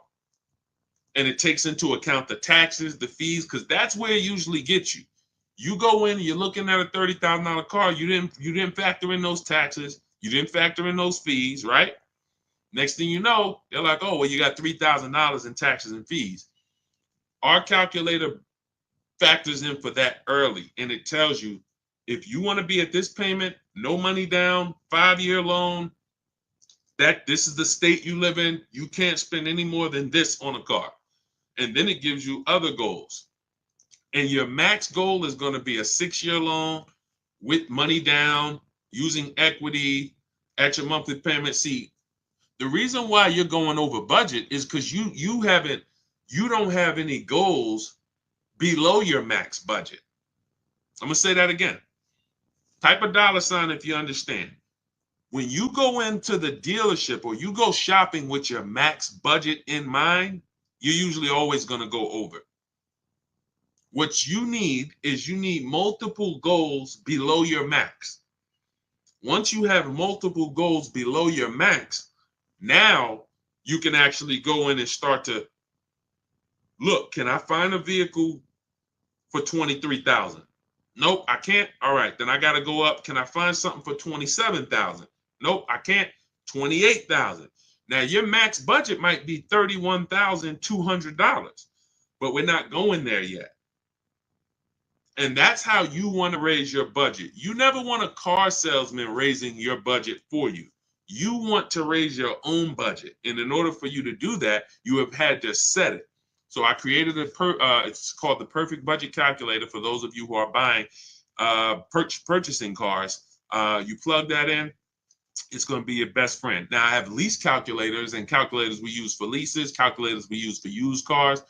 But this is the stuff that when I say I want this book to be the most valuable book you own, top 3 most valuable books you own, I mean it. Those calculators alone are worth the price of admission to get your book. Okay, but we always, so once you find your vehicle, now we remember this. Never let anyone access your credit with a hard pull before you find your car. Welcome, Ray-Bans. Welcome, Janet. I shout out to the new followers. Thanks, Lori.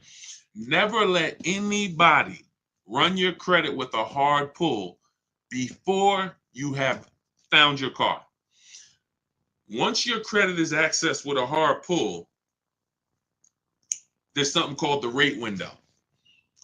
The credit bureaus allow you to shop competitors.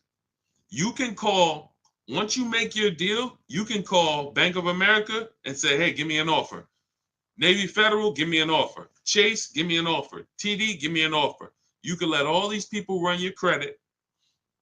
And at the end of the rate window period, it takes us 2 days to do it.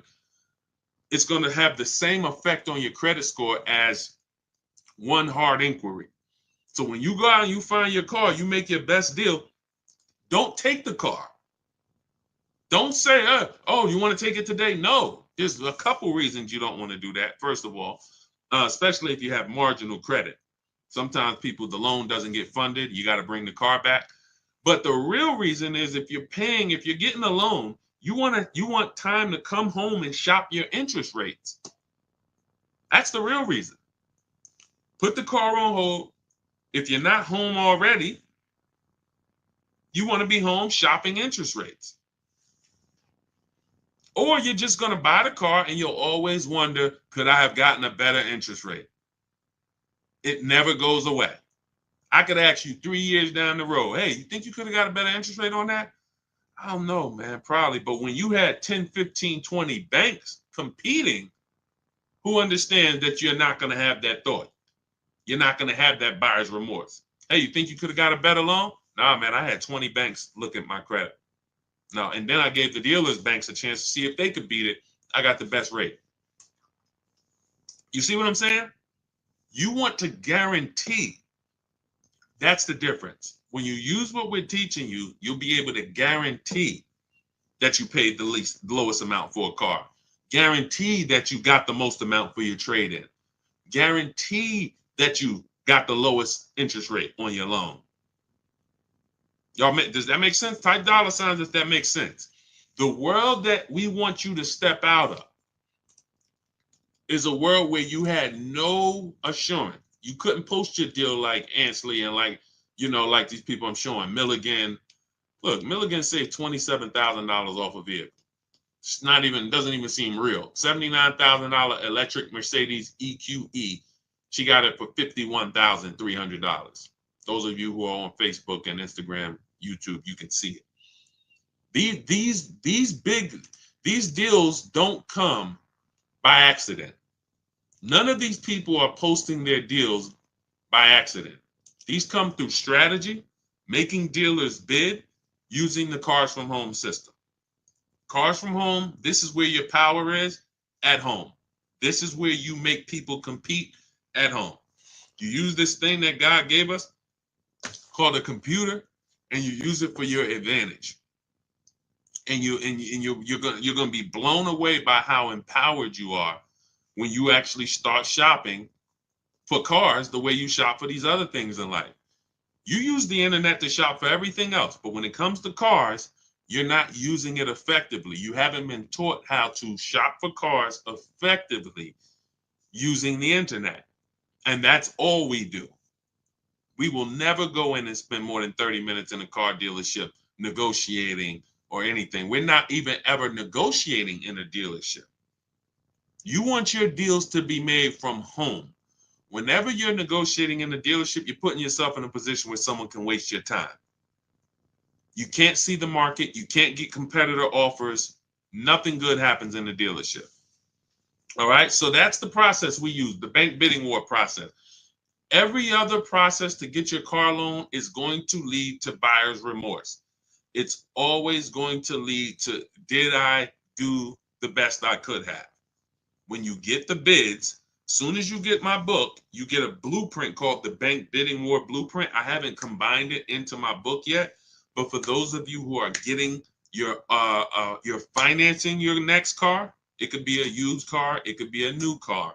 But for those of you who are going to be financing, you want to use the Bank Bidding War. That's going to be your only way to guarantee that you got the lowest loan in the market and you paid the lowest interest in the market.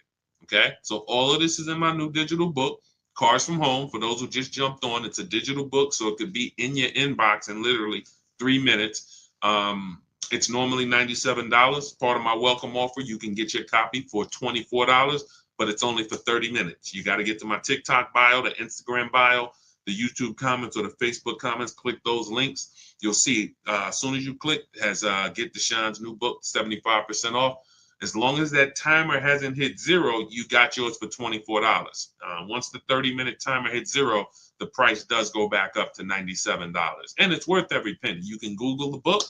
You can read about it on Goodreads. You can see all the people who've reviewed it. But as part of my welcome offer, I would like you to, $24 is better than 97. So go grab your book, come back to the broadcast. As soon as you get your book, make sure you screenshot the thank you page. That has my support team's email. Some of you, you're typing very fast. You don't realize you type your email wrong. We can't email your book to an incorrect email. So Monday through Friday, you can always reach out to my support team if the book is not there in the next 5 to 10 minutes, and they'll get you your book. Make sure you check your spam too. Sometimes it does go to spam. And lastly, for those of you who want to work directly with me, if you qualify, we have a button that you can press in those links that says Shop with Deshone, and you can see if you qualify to shop for us to shop together. I've been shopping with people all around the country since 2021. So you can go to those same links. You see me sharing a lot. You see me sharing a lot of people in my Facebook group. It's the same system. It's just everyone learns different. Some people like a do-it-yourself system. Give me the do-it-yourself, Deshone. I'm going to follow the blueprint. That's my book. Some people like a done-with-you solution. You want a group of people. We have 2,000 people that came before you, 1,500, 1,600 people in our Facebook group, coaching by me. If you want to learn that way, videos instead of the book, you'll be able to watch 3 to 5 minute videos that I made. You can click that button that says Shop with Deshone. But again, everyone won't qualify for that program. But I don't care how you get it, just get it. I don't care how you pay less than everyone for cars, just pay less than everyone for cars. That's all that matters to me. That's why we make the information.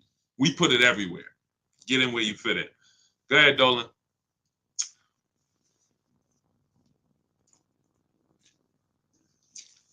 What about buying a car with an active bankruptcy?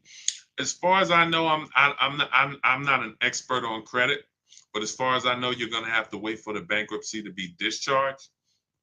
And once you're cleared to go buy something, I've seen more people end up at a 700 credit score after less than a year out of a bankruptcy.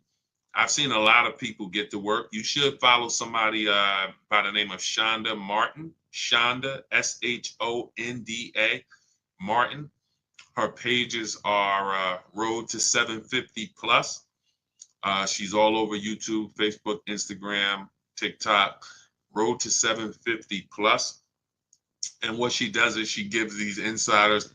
She's just like me, except with credit, because she has the tools you'll need to get yourself to a great credit score fresh out of this bankruptcy. But I have seen people who came out of bankruptcy and they had a 700 score like within a year. If you're doing the right things, you can literally rebuild your score to a 700 very quickly. But I wouldn't know how to. If you didn't need a car before then, I would hold off. I would get an inexpensive car. Excuse me. I try to find something on Facebook Marketplace, $1,500 to $2,500 until I could get my credit to where. See, if you don't have the credit right now, most people are going out to flex, and they shouldn't be going out to flex. They should be setting themselves up. In my book, I teach a strategy for you. Got to know, are you keeping your car long term or not? If I'm keeping my car 8 to 10 years, but I have bad credit, that's not a hard fix. I got to get a great price on the car, and then I'm going to refinance the loan. Now that's easier said than done. That's why we have a book about it. You have to get a great price on the car, because oftentimes people with bad credit, they're taxing you on the car and the loan. You're overpaying for the car and the loan. And so, if you're there's nothing wrong with overpaying for the loan because you don't have good credit, but you need to get a great price on the car. And I know you may have not been taught to separate these things. Another thing we do with the Cars from Home system that we teach is we separate our transaction. Who you buy your car from, that's different than who you're going to get your loan from. That's different than who you're going to sell your old car to. Some of you, who's given a dealership 3 transactions? You bought a car from them, got a loan, traded your car in. Type me. If you've ever bought a car from a dealership, they got you the loan, and you traded your car into them, type me. Dush's, I see you on Instagram. It's in my Instagram bio. Click the link that's in my Instagram bio. There's a website there. Click that link. Come on, everybody, lock in. Lock in. I forget. Now I forgot the question that I just asked. See, sometimes I get to read in comments and then I forget the questions that I asked. What's up, Hi Taylor? Okay, we're talking about separate. Okay, yes. If you guys have, so who's bought a car, traded in a car, and got a loan from the dealership? Let's see, who's going to be honest? Sometimes people don't like to be honest because they think we're going to talk about them here. But we're using you for a real example. If you're here, you could deal with the bad news because that's what I am first. Nobody's going to get to the good news coming through this page without getting the bad news first. That's just what we do here. I got to tell you the mistakes you've been making, not shopping around. I got to tell you the mistakes you've been making, not leasing, not separating your loan, not separating the loan from who you buy the car from. So every single time you buy a car from a dealership and get a loan and you trade your car, that's 3 transactions. That's 3 different transactions that you just did with that dealer. You bought a car from them. You got a loan from them. See, there's people in the loan business, they don't sell cars. Think about that. There are people that are in the loan business, they do not sell cars. All they do is sell money. They don't have a car to sell you. They just want to give you a loan. Don't you think you should give them an opportunity? Yes or yes? Come on, stay by your keyboards. I know the people that are getting the most out of what we do here because you're always the most active. Some of you can't always type, but some of you who are active, I know you get the most out of what we do here. So when you look at there's companies that only want to give you a loan. We need to get their offers. Now, the third transaction is for those of you who've traded in a car. You've traded in a car. We don't trade because when you trade, you can't get bids. We get bids. We don't trade cars. We like to get our car on the market, on the online market, see companies like CarMax, Driveway, Carvana, AutoNation, Car Guru. These companies will write a check for our car, cut us a check the same day. So those of you who are just going into the dealer saying, hey, what will you give me for my old car? You're losing thousands of dollars. You're not putting your car on the open market where the buyers are. This isn't private party sales. This isn't Facebook Marketplace. These are companies that come, look at the car, inspect it, they go and cut a check. This is what we need to be doing. This is why we make the big money. Where's Michelle's deal? Michelle, and then you could always give the dealer a chance to match it. Where's Michelle's deal? $12,000. Look, $12,000 she was getting from Carvana. She was going to sell her car to Carvana. She ended up making a deal on her Honda Pilot, $597 a month, no money down. Look, and the dealer ended up matching the $12,000 equity. There's nothing wrong with that. Once you get the number from Carvana or Driveway or CarMax or Kelly's Blue Book Instant Cash Offer, we always give the dealer a chance to match it or beat it, but we have to come in with a number. Same thing with the bank bidding war. When we getting our loan, we always get a loan. We give the dealer a chance to beat the loan, but we have to have an offer. Everything that you want to be buying when it comes to your car, you want multiple offers. My 2 favorite words. I love them. I'll put them on a shirt if I could. Multiple offers is how you save the big money without even trying. I got $8,000 off this Infinity truck it took me 90 minutes to do. I went and picked up the vehicle weekend before last. It's easy. Because I'm sitting here, I'm talking to 25 Infinity dealers by email, not by phone. So you don't have to worry about, oh man, Deshone, you're going to teach us what to say. No, I'm going to teach you how to type. Once you learn how to type, you don't have to worry about what to say because you're just going to use my templates. I have all the emails written. I got all the templates written. You know, all it is just knowing what to say when dealers ask you, hey, when can you come in? When can I get you on the phone? Hey, we only are in person. You know, all the stuff that dealers are going to ask you, that's what my scripts are. Hey, we don't do quotes online. All of this stuff. I know because I used to work. I used to have to send those same emails out. It's nothing new. So yeah, that's it. That's it. I would focus on, you know, getting your loan separate. I know I was talking about with bad credit. If I'm keeping a car long term, but I got a bad loan, that's a refinance issue. That's a refinance issue. I'm paying 20%. 2 years from now, my credit's 750. I refinance down to 6%. I'm keeping my car. But you have to make sure you get a great car. Now, let's say you're not a long-term person, fresh out of bankruptcy. You're like Deshone, I'm not keeping a car 8 years at all. Then you should be shopping for a lease. Now, you can't qualify for a lease right now. So the first thing you want to do is shop for an inexpensive loan. I call it a smart car. The least expensive car you can get a loan on. $7,000 to $10,000 loan. Something that your payment, again, this is not a flex. Deshone, I'm gonna get a $10,000 car. That ain't gonna be what I like. It's up to you. You can set yourself up to lease in 2 years, or you can set yourself back. Everybody with bad credit want to go out and flex. You're not gonna be close to leasing in 2 years. You go out, you get a $10,000 car, something small, something affordable, dependable, something that was 25,000 brand new, Hyundai Elantra, you know, Ford Focus, you know, something in that small category. You get something for 10,000, it's not going to be too old. You pay that payment for 2 years, you flip into a lease. Fix your credit. It's easy to fix your credit when your car payment is $250 a month.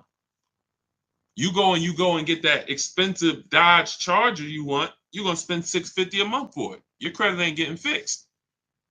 Same money that you could have been putting into fixing your credit is now going into your car and insurance.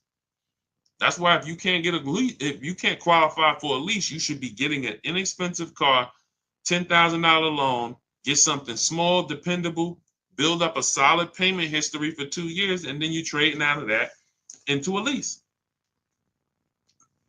Don't need a car right now. Do you think interest rates will come down soon? You know, Juliana, it's no way for us to tell. That's why we just want to make sure we're shopping lots of banks, because we don't know what the bottom is when it comes to interest rates. So I of course I hope, but until I hope interest rates come down, but even when they do, we still need to be shopping. There's so many banks out here and credit unions. If a bank tells you your rate is 7.9%, what's to stop you? How do we know that that's a good rate? We don't. The only way we know it's a great rate is if we shop around, we get 5, 10, 15 offers for our rates. Now we know 7.9 was the best because everything else is higher. You see what I'm saying? That's the difference. Go ahead, Dolan. What's the highest doc fee you've seen? $8.99. It's a little obnoxious. Unfortunately, sometimes, you know, some of the dealers, if they win the bid, they might have a higher doc fee. But yeah, that's usually, and again, whether it's a used car or a new car, once they win the bid, if they're the best priced car, if they have the high doc fee, it doesn't matter. They're still the best. Okay, go ahead, Dolan. Do I look to a bank or credit union for my loan? We kind of went over that with the bank bidding war process. You should watch this over again. We use a process. Thanks, New York Gal. Appreciate it. We use a process called the bank bidding war, where we let multiple banks and credit unions compete for our loan. Okay. And we shop in a way where the credit unions allow us to do that. I mean, the credit bureaus allow us to do this. Can you negotiate the buyout on a lease? I haven't seen it. Usually, see, because that has nothing. This is what I tell you: when who's had a dealership call you and say, "Come, bring your lease back early. We'll get you out of it." Who's had a deal? Who's had a dealer? Who's getting calls or emails or letters saying, "Hey, come on in. We'll get you out of your lease early." Who's getting those letters or calls? Let's go. Type fast. If you're getting those calls, this is why. Okay? They're predictable. They're predictable. It's always when people tell you they're getting you out of your lease early, it's not even between them. It's between you and the bank. You owe the bank a certain amount of money. In order for them to get you out of the lease early, they have to pay off that money. It's that simple. If they're trying to get you out of that lease early, but they're not paying off that loan, what they're doing is they're rolling over the remaining balance to your new car. So let's say you got 4 payments left on your lease. You go into a dealership, they get you out of it, you go into another lease. Whatever your new lease payment is, if you didn't have those 4 payments, it would have been lower. So you might say, Deshone, but I could afford it. It's $500 a month. But if you didn't have those 4 payments, it would have been $425 a month. Those 4 payments are in the new car. And what they depend on is the fact you're desperate and you're not going to see those numbers and you're not going to care about it. But the fact is, when you roll out of your lease early and you say, all right, well, I got 6 payments left. I'm just going to go in and get out of this thing. That money does not disappear. And the worst part about it is your next 3-year lease, you're actually you're paying for that old vehicle in the new one. So you're driving this new car around, but some of it is your old car that that balance, those 4 payments that you had to roll over. So that's why we're not big on getting out early unless it's a penalty we're trying to avoid. Then we'll consider getting out early. But that's between us and the bank. It's not the dealership. The dealership knows nothing about the car and it's the bank's car. That's why when they say, oh, we'll get you out, they're lying to you because it doesn't even belong to them. The car belongs to the bank. And most times, again, like I said, they just want you to come in, so they'll roll these over. That's why we do an equity assessment ourselves. Step 2 in my book. First step is we need to decide whether we're buying versus or leasing. That's the 8-year rule. It's very simple. Are you keeping the next car 8 to 10 years? Yes, you buy. No, Deshone, definitely not. Then we should be shopping for a lease. A below market lease, not a regular lease. So once you make that, second thing we do is equity assessment. What is an equity assessment? We need to find out the most money we can get for our current car or our current lease. Who didn't know you could sell a lease? Who didn't know you could sell a lease? We've been doing this for 3 years. Some of you have low mileage cars. You drive a very low mileage. You may have equity. $3,000, $4,000, $5,000. During the pandemic, we were helping people make $7,000 to $10,000 selling their leases. It was unbelievable. That's over. But there are still some people who have vehicles with high resale values and have vehicles with low miles that they're selling their leases.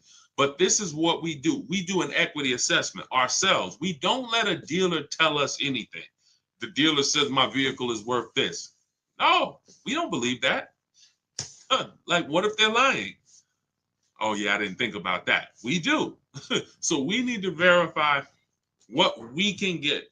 When you look and you do your own equity assessment, which I'll teach you how to do, takes 20 minutes.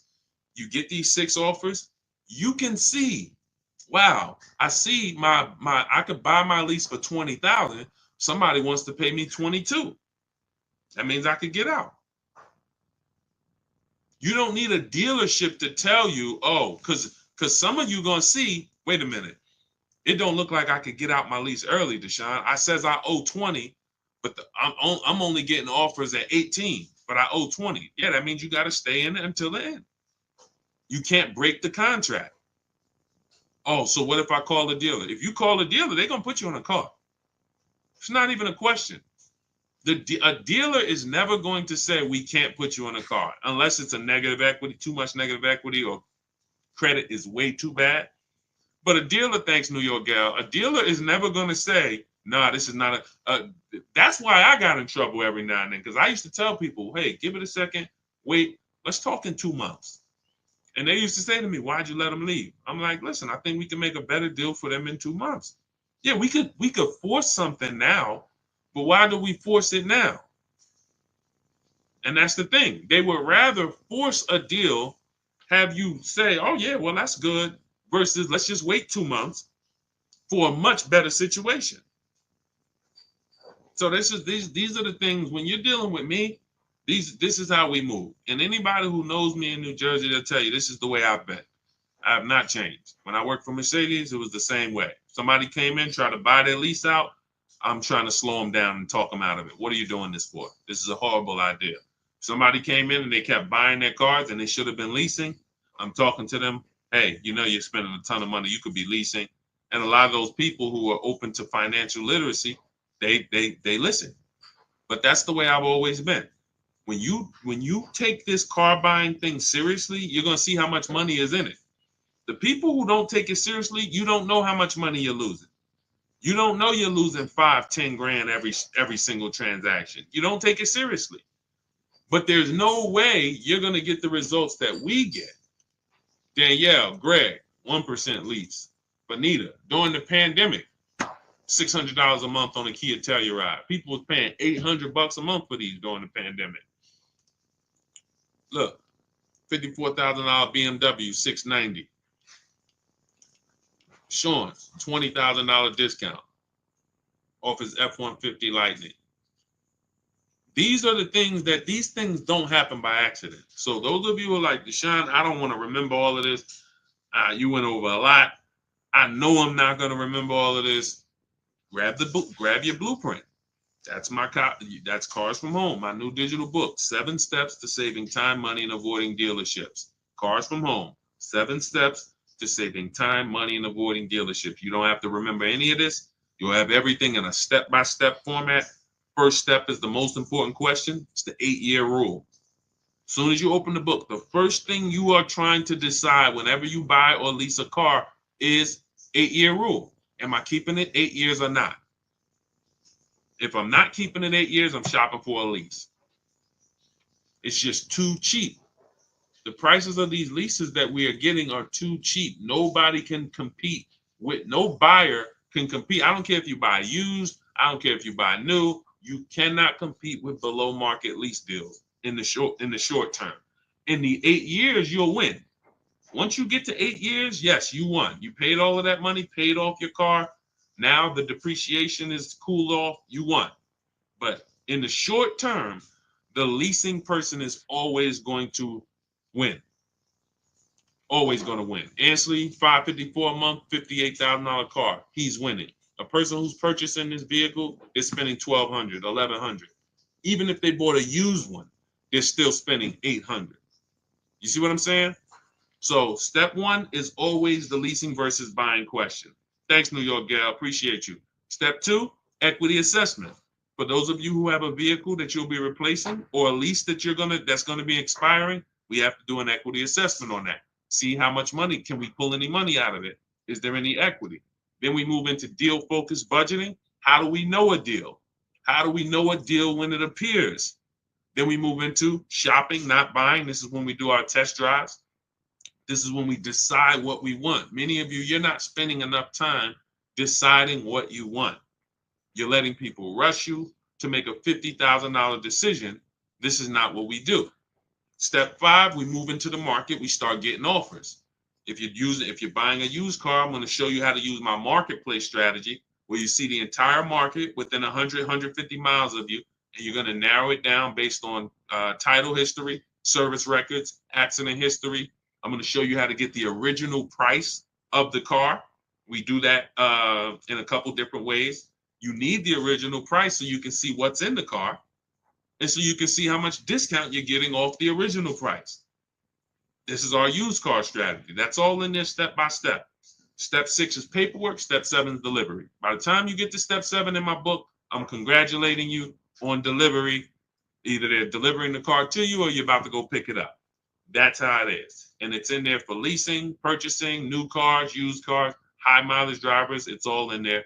And you can get your copy. It's normally $97. You can get your copy for $24 as part of my welcome offer, but it's only for 30 minutes. So you can go to my TikTok bio, my Instagram bio, the YouTube comments, or the Facebook comments. I have a link there for you.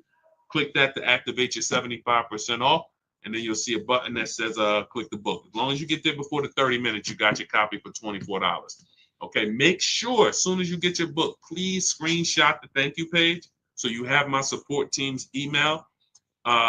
Check your junk, check your spam.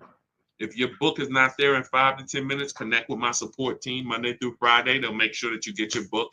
And lastly, for those of you who want to shop together, you want to consider, if you want to see if you qualify for us to shop together, there's a button there for you guys too. I have been shopping with people all around the country since 2021 for the last 3 years. This is where instead of reading, you guys have access. You'll have access to videos. You have access to coaching calls with me twice a month, our private Facebook group. However you decide you want to learn, doesn't matter to me. I just want to make sure you pay less than everyone else for cars.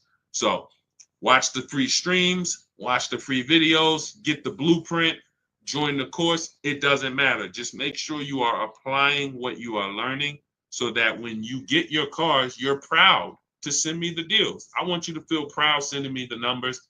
And the only way you're going to do that is to shop the market. Okay? Confidence comes from shopping the market. Every single car you're getting, you should be getting at least 5 to 7 offers minimum. Okay? And that's what we want you to do. That's how you save the big money. My Dukes, the book is in the TikTok bio. Just click the picture of me. Go to my TikTok bio. You'll see a website there. That's where you'll get your 75% off at. Okay? Eliza, welcome. Welcome to the new followers. Thank you, everybody, for tapping in. We will be back for another stream. Everybody who got your book, enjoy it, use it, hold yourself accountable, stick with the steps, don't jump ahead. You shouldn't be at step 7 until you're picking up your new car. Okay? And for those of you who are working with me personally, I'll see you inside. I'll see you on our Facebook group. All right? God bless. Let's continue to unlearn so that we can relearn.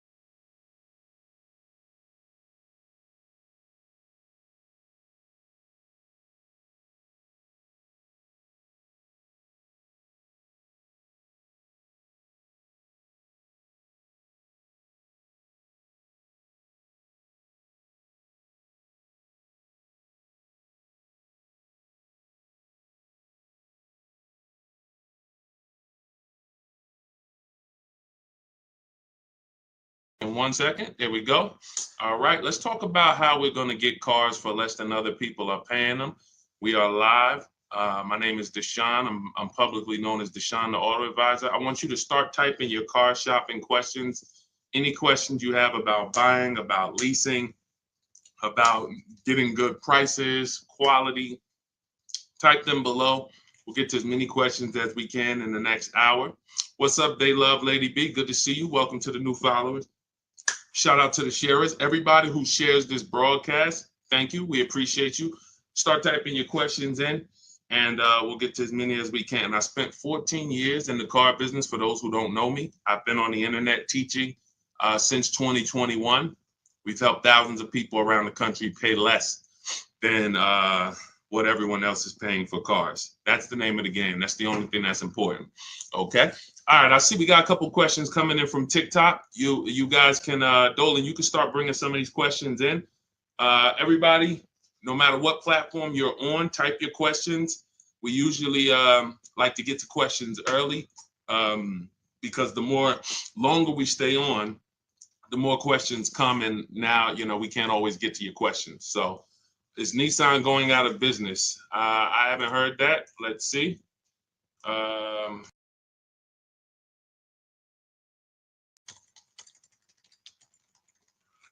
see it's a popular question online. So in dire straits, but could Honda save the day? Nissan will cut 9,000 jobs worldwide, cut production capacity of 25%, and totally overhaul its product lineup. Unable to reinvent itself after disgraced former CEO Carlos Ghosn was arrested. Okay, you might be onto something here. Nissan has just announced, November 2018, announced that its profits this year will be 70% lower than expected and suffered a $60 million loss last quarter. We'll see. In addition to slashing jobs, cutting production, y'all got to get out there and buy some Nissans.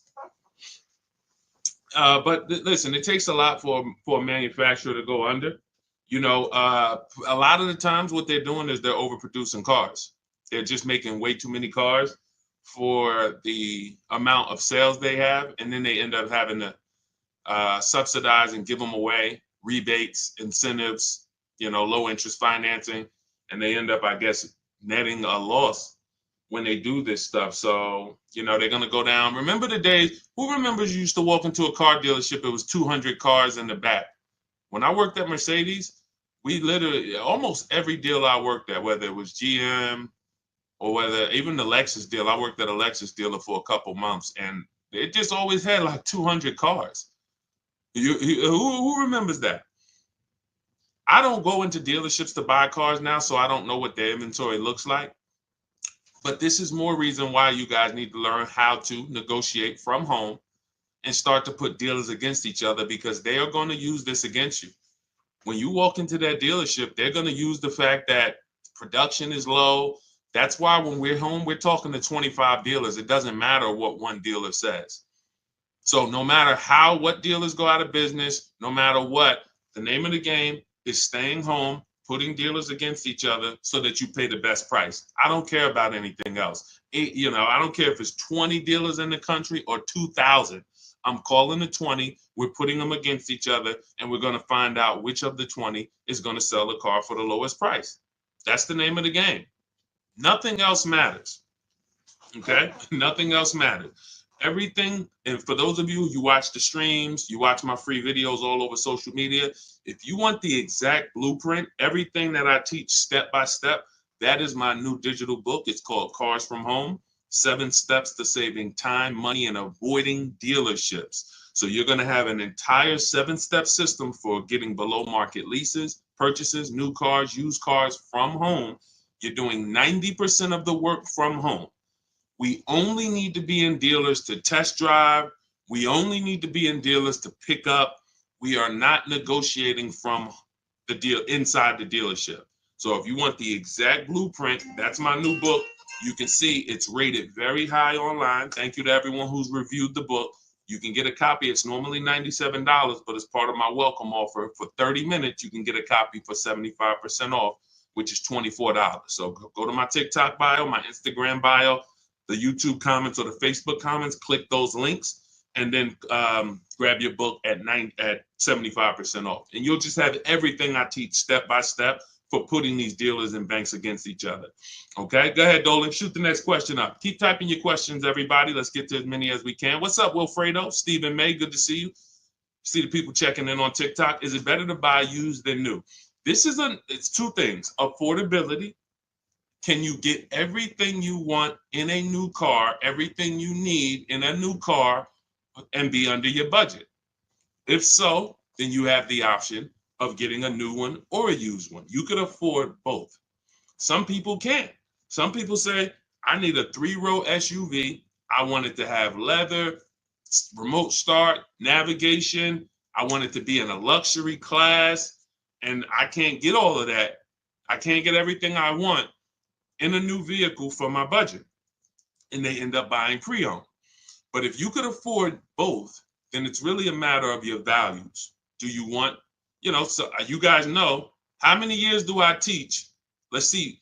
Listen, everybody go to your keyboards. I want to know how many new people we have on here. If this is your first time on the stream with us, type the number 1. Type the number 1. Okay, Monty said 8. You know the question I'm about to ask the next time, Monty. It's not fair. That's not the question that I'm asking. I'm asking who's new. Ernest, welcome. Shout out to all the new people. Everybody who's new, who's typing a 1. If this is your first time on a car shopping stream with us, type a number 1. Type 1. Rolito, good to see you. Erasmo. I'm sorry, I probably butchered your name. Forgive me. Carmen, welcome. So we have some principles here. Veronica Brown, good to see you, that you might not be familiar with. And one of them is something we call the 8-year rule.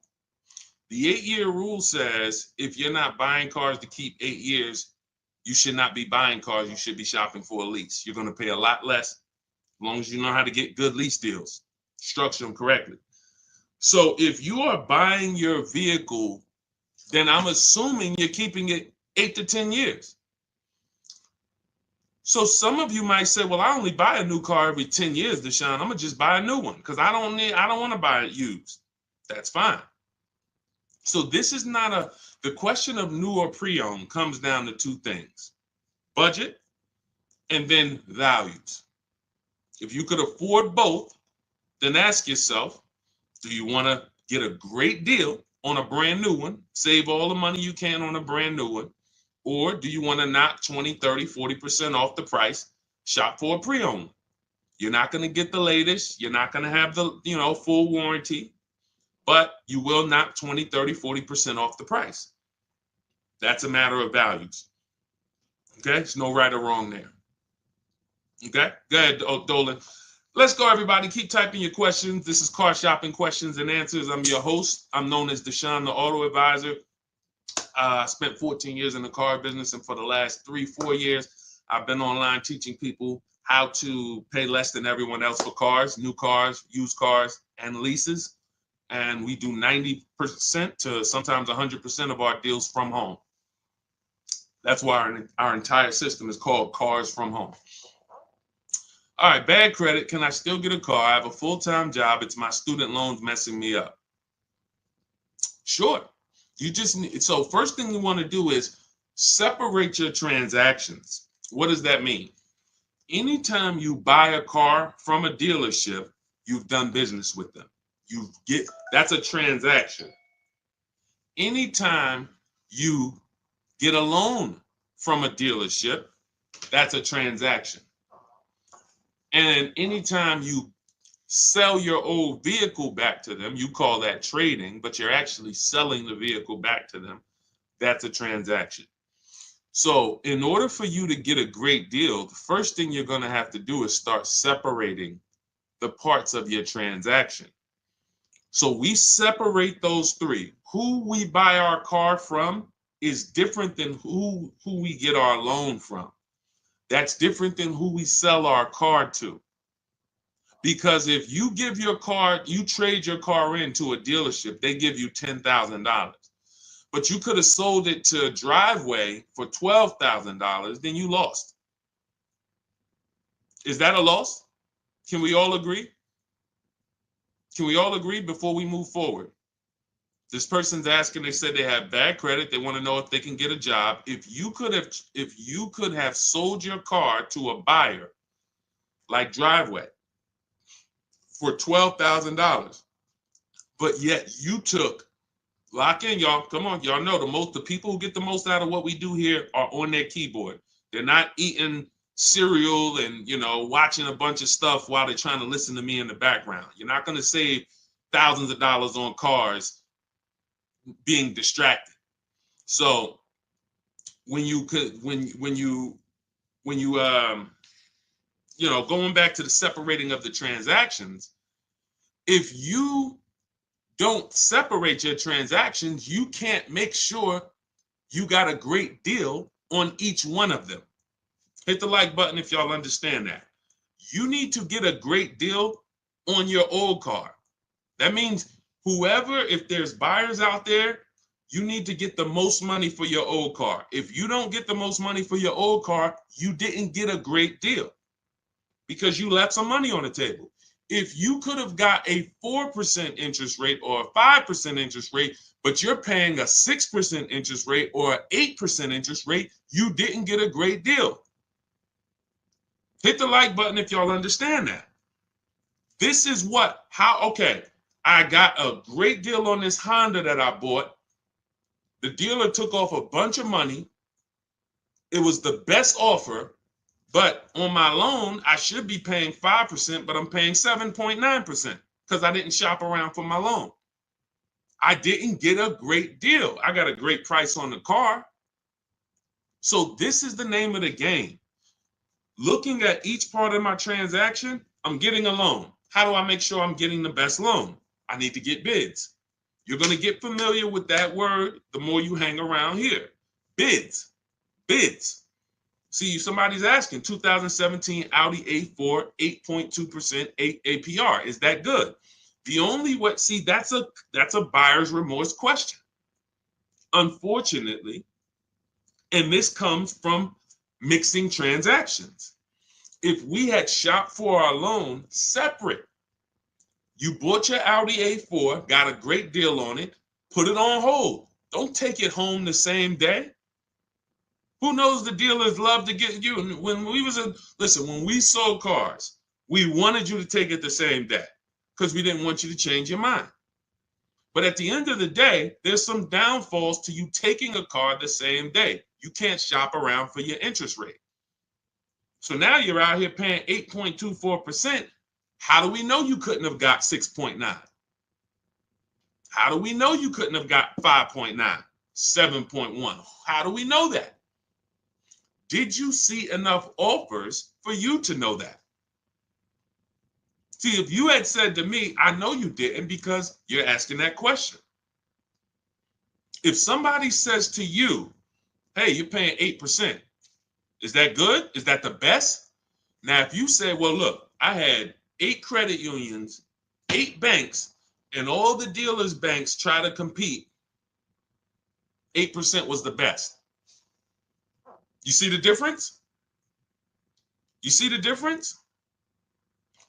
One deal says, hey, I got 10 banks to make me an offer. 8%, 9%, 8.2, 10.1, 11%. 8% was the best. Now we know. That's how we get rid of buyer's remorse. We must get offers. The reason you guys have buyer's remorse like you do and anxiety, even before you make a deal, you're not getting offers. So whenever you're about to make a deal, you hesitate because you don't know if it's a good deal.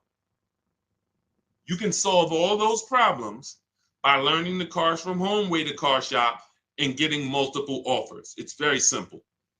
It's easy, much easier than what you've been doing in these dealerships, and it guarantees we got the best deal. I want you to move from this place of hoping to a place of guaranteeing. Okay? So what you're going to do with your credit not being good is you are going to determine first, are you a leaser or are you a buyer? Should you be leasing? Are you buying cars to keep 8 to 10 years or not? No, Deshone, I'm not. So if you're not, then your goal should be to set yourself up to lease. Now that might take you 2 years. You get you an inexpensive car, get a small $10,000, $12,000 loan, pay that payment, $250 payment, pay it on time, build up your credit. You're not going to drive the fanciest car. This is my plan for short-term people with bad credit. It's in my book. It's in everything I teach.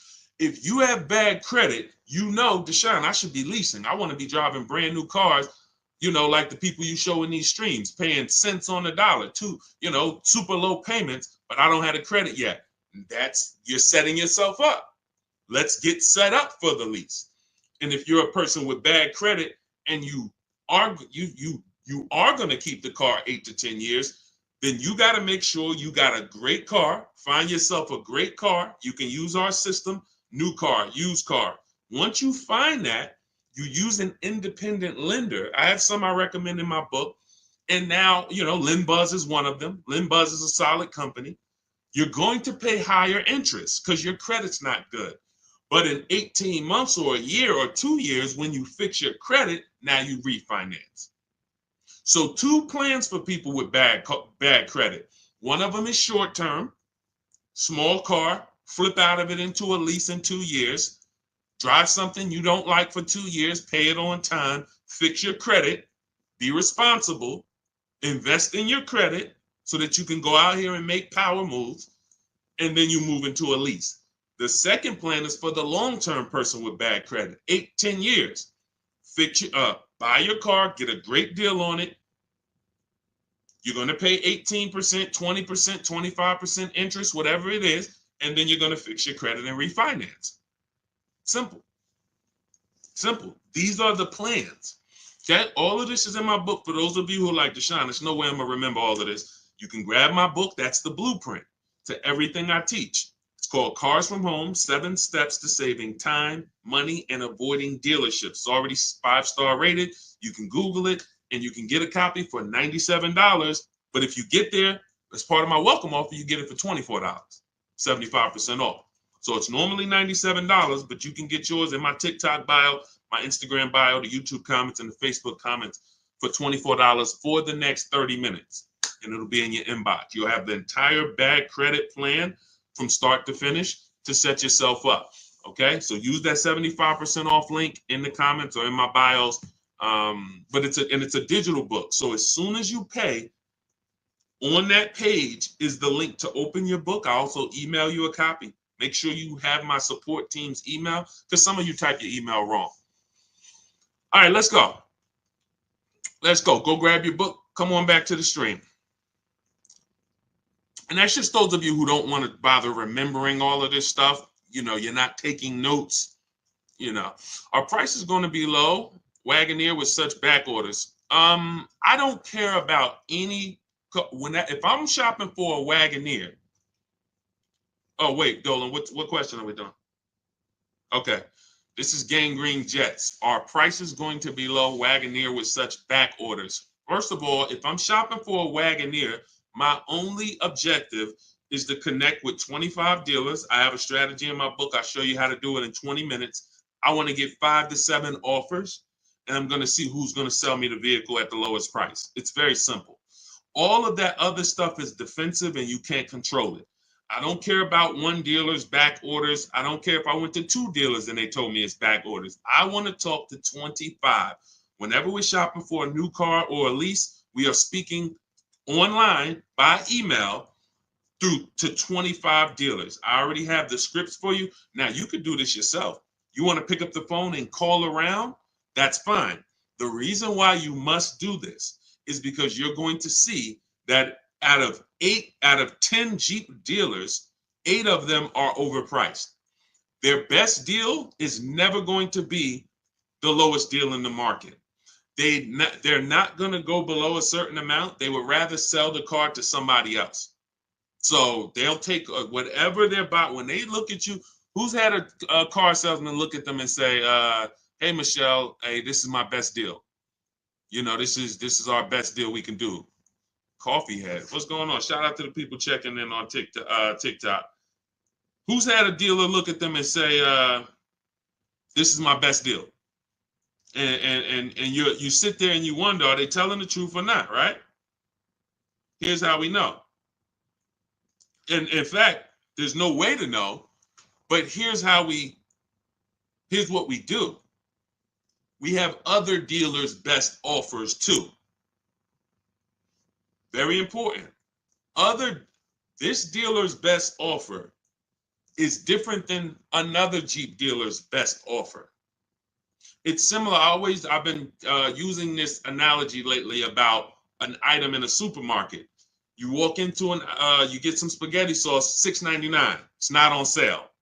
You go to another store, right? That same spaghetti sauce, identical spaghetti sauce, is $4.99. You go into another supermarket, right? Same exact product is on sale for $2.99, right? If you get that, hit the like button. If you get that and you're on TikTok, double tap the screen. See, if I can get that principle to lock in, because there's still people that don't know, dealers sell cars for different prices. There's still dealers that say, oh, I mean, there's still people that say, you might be one of them. Man, I went to Nissan. They gave me an offer, man. Nissan is expensive. No, that Nissan deal is expensive. Come on, y'all. I don't see enough dollar signs up. Let me know. Or if you are getting this, hit the like button, type dollar signs if you're getting what I'm telling you. You have to see cars as cookie cutter. Dealers want you to fall in love with one car. Look at this black Honda Accord. Oh, it's this nice black Honda Accord at the dealership up the street. There's 1,000 of them. When you start seeing, wait, this same black Honda Accord that you have, there's tons of other dealers that have it. Now you're on your way to start saving money. Now you're on your way to start saving money. You're not going to save the money you're not going to save the big money on any car thinking this is one of a kind. It's just not going to happen because they've gotten you to think that we're the only ones who have this car. There's not a lot of them out there. There's only 2 out there. This might be the only one. That's what they want you thinking. You're not going to shop competitors and you're going to pay whatever they tell you to pay. Not realizing that their competitors would sell you that same exact car for $3,000 less. Let me show you the difference in offers so you can get an idea of how big of a difference there are between great offers and bad offers. So let's look at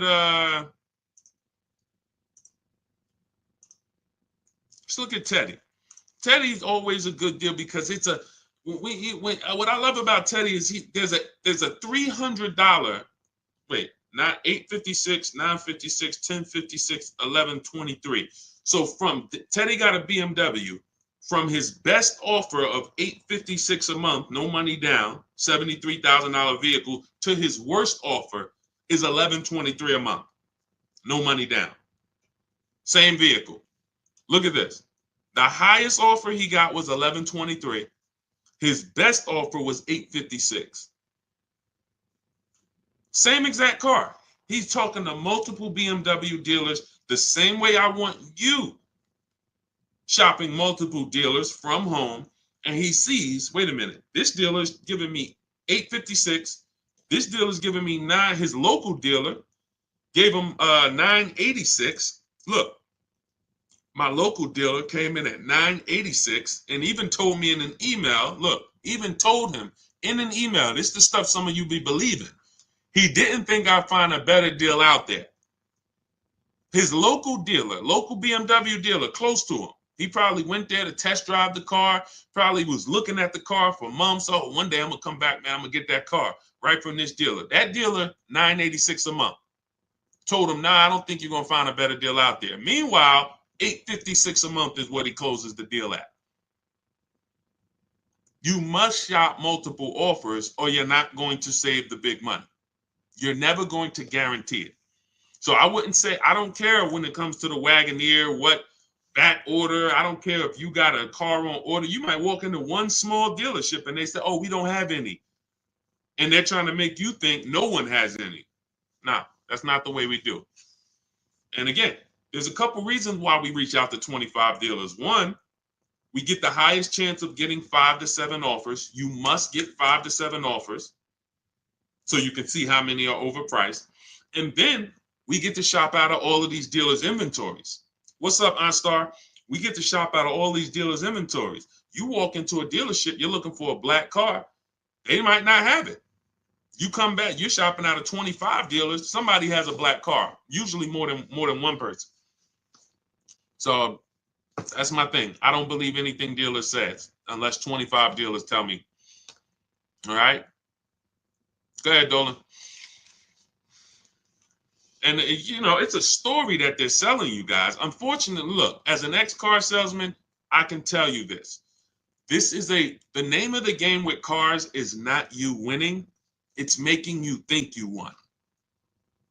That's very important.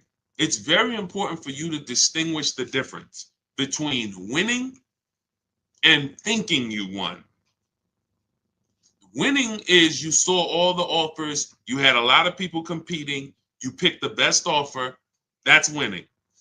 Thinking you won is you didn't see a lot of offers. You went into one dealer, maybe two, and you went and you negotiated. You try to negotiate your way down, and then you just shake hands hoping that you did okay.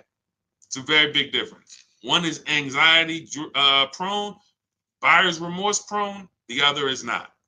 One guarantees you save the most money. The other does not. It's two totally different ways to move. Sean, looking at a 2022 Honda Pilot, should I wait for more leases to be turned back in early 2025? Yes, I always recommend when people are looking for a 1 or 2-year-old used car, you need to realize that dealers are not going to have them yet. Because the way dealers get used cars, they're either going to buy them from auction, which means somebody had to either have the vehicle repoed, or they had to have the vehicle, or they sold the vehicle, which doesn't happen a lot, or they traded the vehicle in, the dealership bought it, or at the end of the lease, a dealership bought it. All of these things don't usually happen in 2 years. You don't typically see a lot of people, because it's a recipe to lose a ton of money, buying cars and then trading them in a year or two. So how would they get these cars? You know, Sean, that's the big deal. So what I always say is you're not going to see used cars until about 3 years. About 3 years. If you're looking for a 2-year-old one, it's going to be very tough for you to find it. So by the time the 2025s really start hitting, which is now, 2025's out. Now you should start to see those 2022s start to come back off lease right about now. And never buy listen, well, you're not buying a 2-year-old one or a 1-year-old one. So it doesn't matter. But yeah, that's what you would do. Wait until you're seeing enough inventory where you can start to see what the prices are. Because if you don't have enough inventory to see the prices, you're gonna guess. And now you're in trouble. You could be in trouble. You could be in trouble. Okay? So that's what you do. Go ahead, Dolan.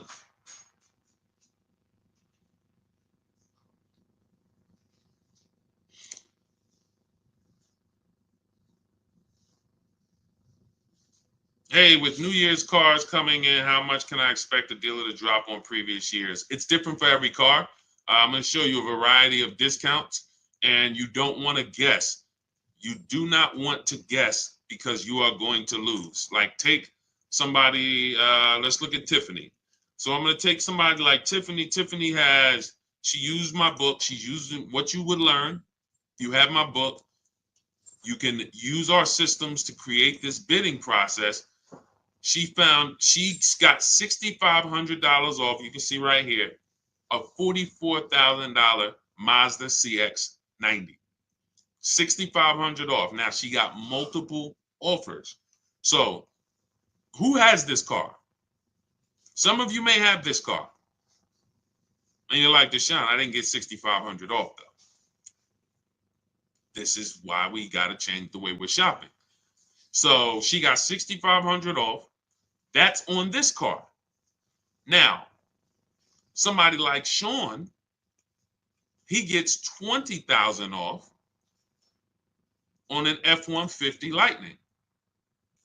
Somebody like Milligan, she gets $27,000 off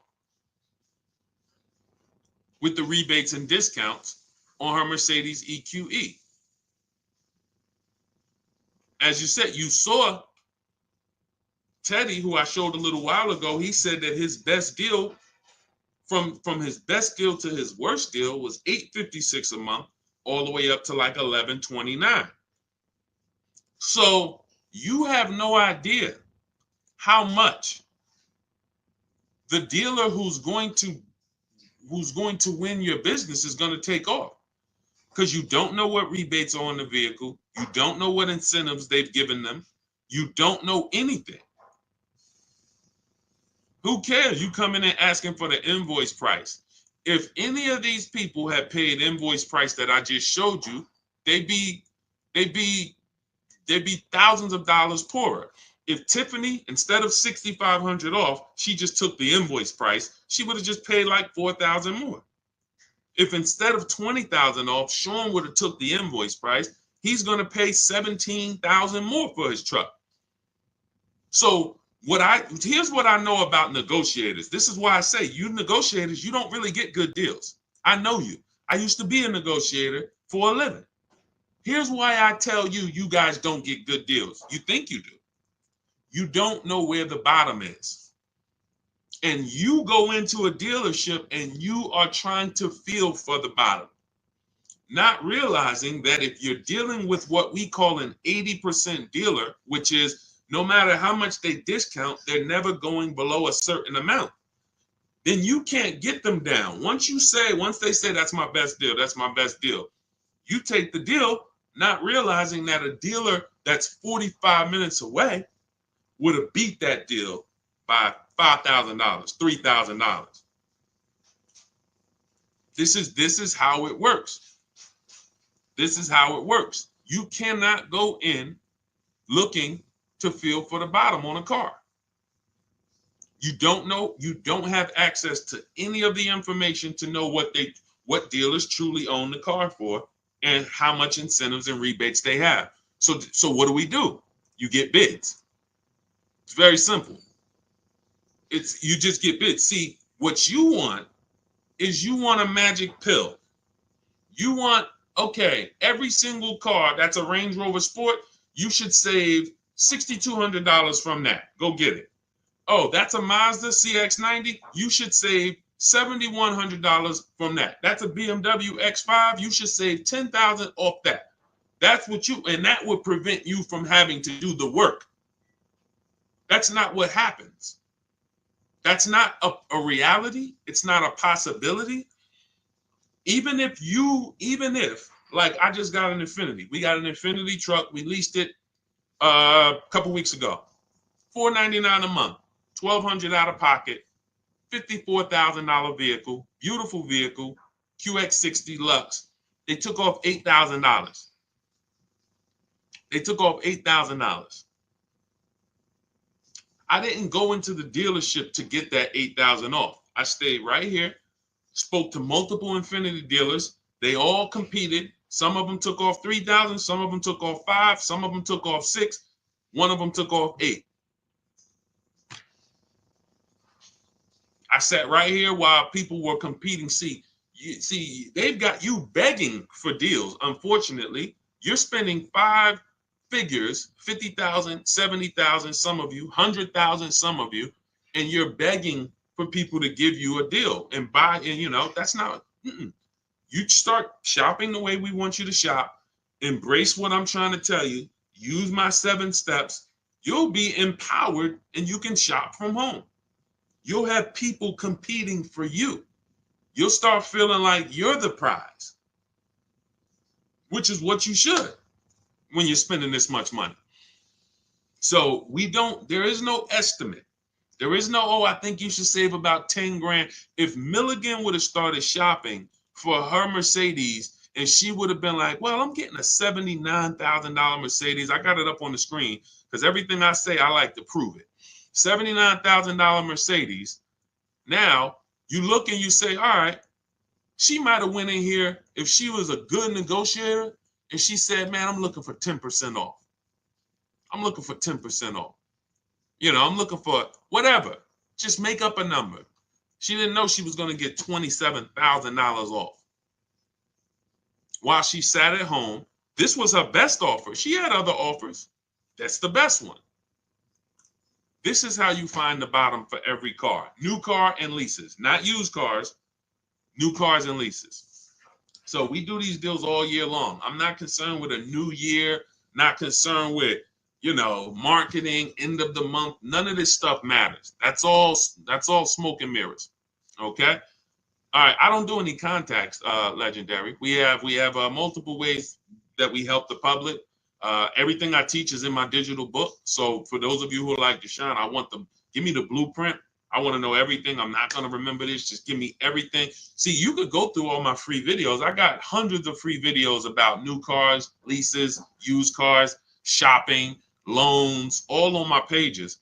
You're going to piece those together, get your deal. God bless you. Go do it. It's for different people though, because I'm talking to different people in those videos. If you want to plan and you're like, okay, give me the exact blueprint for me, that's my digital book, Cars from Home, 7 Steps to Saving Time, Money, and Avoiding Dealerships. It's already 5-star rated. It's normally $97, but as part of my welcome offer, you can get a copy for $24, only for 30 minutes though. In my TikTok bio, in my Instagram bio, the YouTube comments or the Facebook comments, click those links, activate your 75% off, only for 30 minutes. And then your book will be in your inbox by the time we finish this stream, because it's a digital book. So as soon as you get it, come back to the stream. Make sure as soon as you pay, screenshot the thank you page. You're going to see your book is going to be on that page. You're also going to see my support team's email. Some of you type your email in incorrectly. We can't email your book to an incorrect email. So you have my support team's email. So go get it. That's my welcome offer to you. Now, for those of you who you have a different learning style, you prefer to learn with people. You prefer to do things as a group. You rather work directly with me. We have a pro. You can go to those same links, hit shop with Deshone, see if you qualify. Everyone's not going to qualify for that program, but you can go through that. And then instead of reading, you have a visual blueprint with short videos that I've made. You'll have coaching from me. We have a private Facebook group, and you'll have everything. It's different learning style for people who like a little bit more of a group. Just hit the button that says shop with Deshone.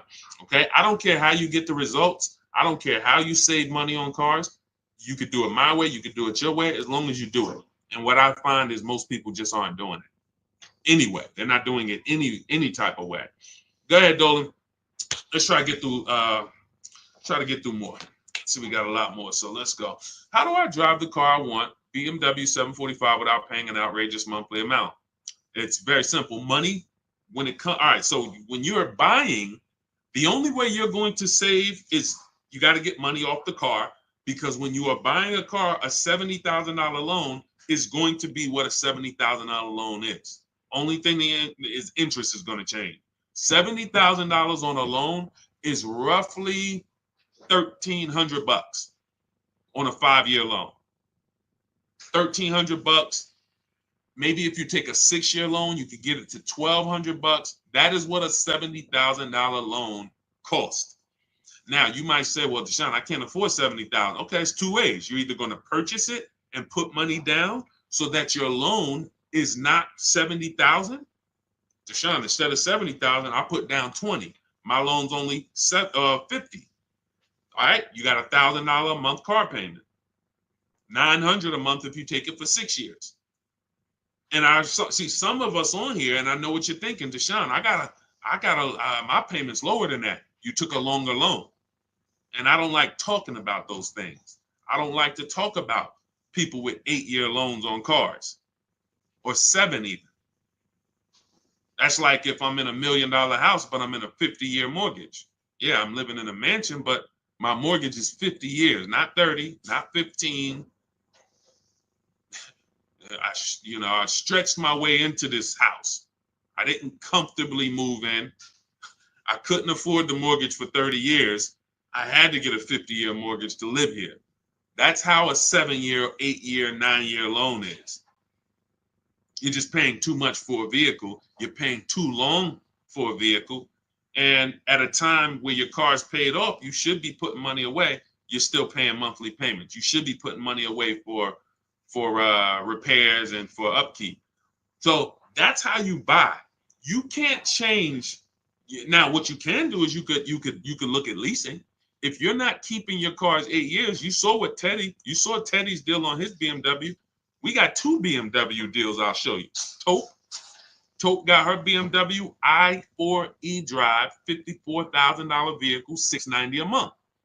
Beautiful car payment. $690 a month, $54,000 vehicle. That's a 1.3%, 1.26% lease. Beautiful. Or look at Danielle on her Audi, $44,000 vehicle, Audi A3, $550 a month. And where's Teddy on his BMW? Oh, look at Kimberly on her Maserati, $91,000 Maserati, $944 a month. That's a 1% lease. This is extreme affordability for these cars. $73,000 BMW Teddy, $856 a month. So that's the two ways. When you look at your BMW that you say you want, you cannot magically make that payment something, oh, I want to buy that $70,000 BMW. Get me the $600 a month. They'll put you in a 10-year loan. You'll roll out of it, and they'll get 15 grand out of you. How much could you put down? I could put down like 15 tops, but I got to be at like 600. No more than 7. All right, good news. We got you to you give us 15. We got you to 709 a month. Oh, for real? Can I take it today? Yep, you can take it right now. You got the 15? Yeah, I got the 15. Let me go to my bank. Now you're going and you're literally driving and you're wondering, and you're like, you're not even wondering. You don't even know how bad you did. But you're driving in a car that has a $700 a month payment that is $700 a month because you're in a 9-year loan. That's not a great deal. That's a horrible deal. That's a horrible deal. So when we look at how we're going to get these cars, you move in with strategy. You need to know, am I buying or leasing it? And that's the 8-year rule. If I'm not keeping this car 8 to 10 years, I'm not buying it. I should be shopping for a lease. I'm going to pay a lot less. I'm going to drive brand new cars. I just need to make sure I get my correct mileage and don't be like people who want to save $20 a month. So instead of getting 12,000 miles a year, they get 10. They know. Look at Jen. I teach my people when we lease. I teach my people, look, $512 a month was her Honda CRV hybrid, $40,000 vehicle, $512 a month, no money down. She got this right from home, but she had to bump it up because she needed 18,000 miles a year. She didn't go out of there at $512 a month. Look, 18,000. She bumped it up to $563 a month, $47 more a month, and she gets to drive 18,000 miles a year and enjoy her lease. You know how many people and I'm telling you, I've been in the car business since 2006. I started learning about leasing a lot. 2008, 7, 8, started seeing, you know how many people would not have took the 18,000 miles that Jen took? $47 more a month. Jen gets to drive 18,000 miles a year instead of 12. They would have here's what they do. When y'all hear these people talk about leasing, it's a bunch of stuff they don't know what they're doing. And look, I'm here to correct it. If they jump on these streams, ask their questions, we can answer them. But one of the things that I know they do, and then they blame the lease, is they'll know they drive 18,000 miles a year, but they take 12. Now that's 6,000 miles per year that they did not get that they know they needed. I have a chapter in my book. I have a little paragraph. It's not even a chapter. It's a paragraph in my book called How to Choose Your Mileage Wisely. Because this is very important to having a great lease experience, choosing your mileage wisely. So 6,000 miles per year. We only do 3-year leases. We do not do 4 years. So that's 18,000 miles that they didn't get. They're going to be penalized for that at 25 cents per mile. They're going to have a $4,500 bill coming to them.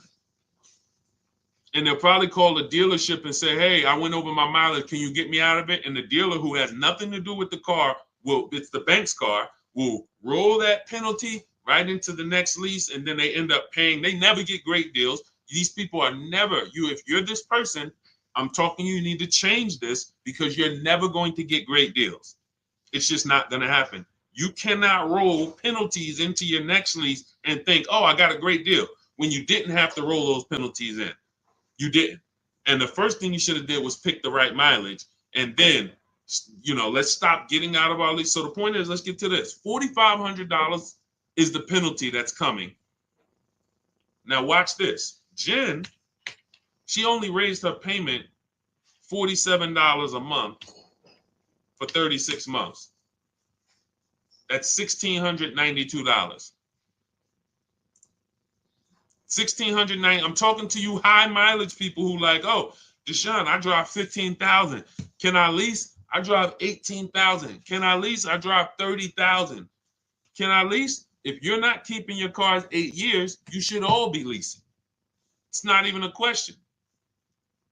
So $1,692 Jen pays to drive 18,000 miles per year. She pays an extra $1,692, but what she does is she avoids the $4,500 penalty. That's what, it's always cheaper to get it up front, a whole lot cheaper. So choosing your lease mileage wisely is so important. That's why, again, you see these people talking about, oh, I had a lease. Yeah, I went over the mileage and they billed me. That's your fault. I went over mileage and I bought the car and I ended up losing so much money. That's your fault. You shouldn't have bought the car. Now, don't buy a leased car because you went over mileage. Deal with the penalty. Let's make a deal. Roll with penalties in separate. Like, don't buy the car. And this is more than we could even talk about on this stream right now. But this is what we're seeing. I'm seeing people make horrible decisions. There's 17 million new cars sold a year. That number, and there's 40 million used cars sold. Half of those people buying used cars should be leasing, and they don't even know it. They don't even know it. Half of the people who are buying, spending $400, $500, $600 a month to buy a used car should be leasing, driving new cars, and they don't even know it. They're spending tons of money driving old cars, and they could be driving new cars for the same amount of money because they're not keeping them. They're not keeping them 8 to 10 years. They trading these cars in 3 and 4 and 5 years, losing tons of money. That's why we got to spend so much time on this. If I could get people to understand the leasing thing, your life is going to start to change when it comes to cars. Okay? Go ahead. Go ahead, Dolan. Go ahead, Dolan. Shoot the next one up, my man. We got time for a few more. When you say 1% to 1.5% of MSRP, does that include taxes and fees? Yeah. Somebody's asking a question on how we judge great lease deals. First of all, the 1% lease rule has been around. If your lease payment was 1% of the MSRP or less, you stole the car, it was great value. Doesn't mean it's the best deal you can get. Very important to understand that. Just because you don't go in and say, get me to 1%. That doesn't mean it's the best deal. This is how we're gauging value. 1% means when I add up all those payments, what I drove for the MSRP, if I'll give you an example, $40,000 vehicle, a 1% payment would be $400 a month. $400 a month times 36 months is $14,400. Now that's going to include, that's how much I'm giving the bank to use their car for 3 years, $14,400. Here you go. Once that's done, I got to compare and say, well, if I had bought that $40,000 car plus taxes and fees, I'd have probably been around $44,000. But yet, over a 3-year period, I only paid $14,000. That's great value. Now, when we go into the 1.5%, now we start adding up all the payments and seeing when there's no longer value there. There's no longer value in leasing this vehicle at over 1.5%. Because if we take that same scenario, $40,000, then a 1.5% payment would be $600 per month instead of the $4. And now we multiply that for 3 years, that's going to be $21,600. So now we're getting close to the halfway portion where over a 3-year period, we paid almost half. We can't get to half. We can't. If 44 is half, then we're not trying to be over half. Your car is not going to depreciate more than half in 3 years.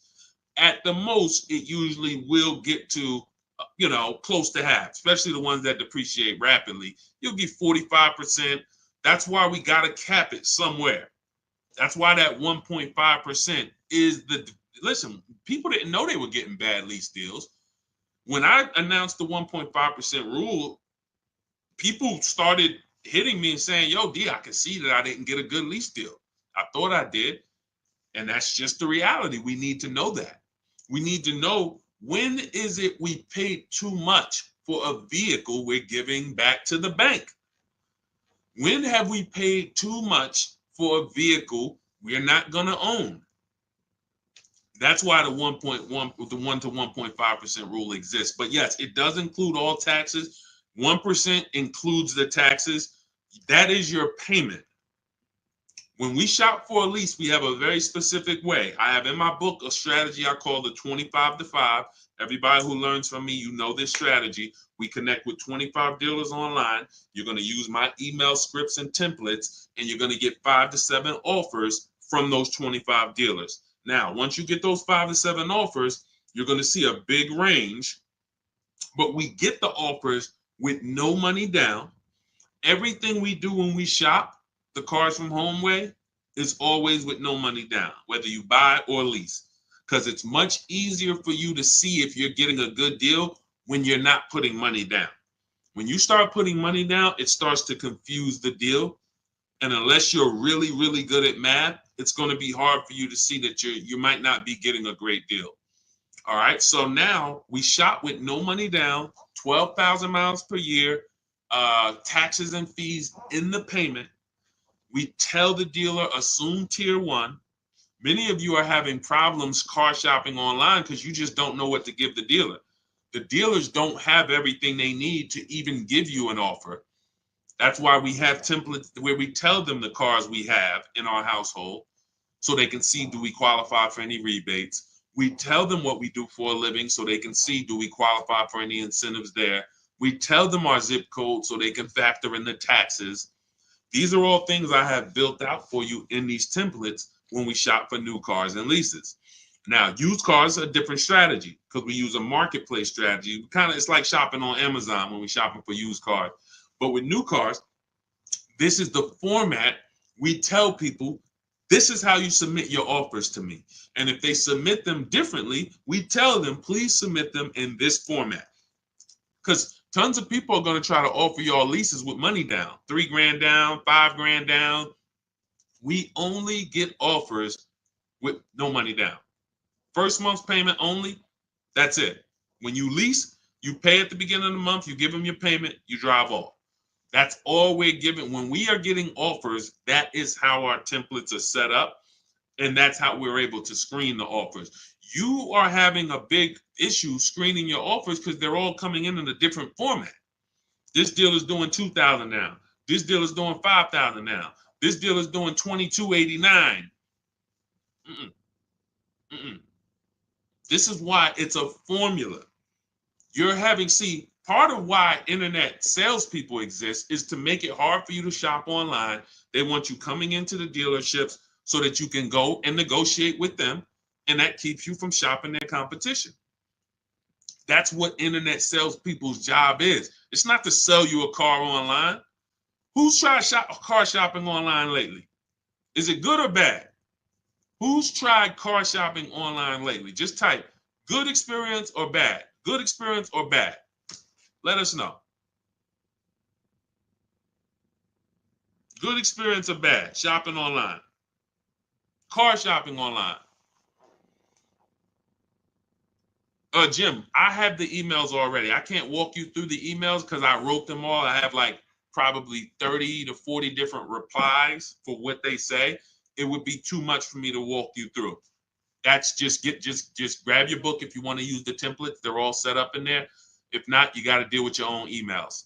The way I tell you guys, if you're going to do this your way, you need to be calling, ask for managers. That's the way I would do it manually if I didn't know what I know. In my book, I have all the email templates. When we're shopping for new cars and leases, this is what we use in our communication. That way you're not winging it. You don't have to worry about winging this. You're coming into an entire process when you're using the Cars from Home system. Thanks, New York Gal. Good to see you again. All right, so I forgot the question I just asked. That's not the question that I'm asking. Okay, hold on. I asked you guys. Okay, I could tell when it starts. When I get close to an hour, this is what starts happening.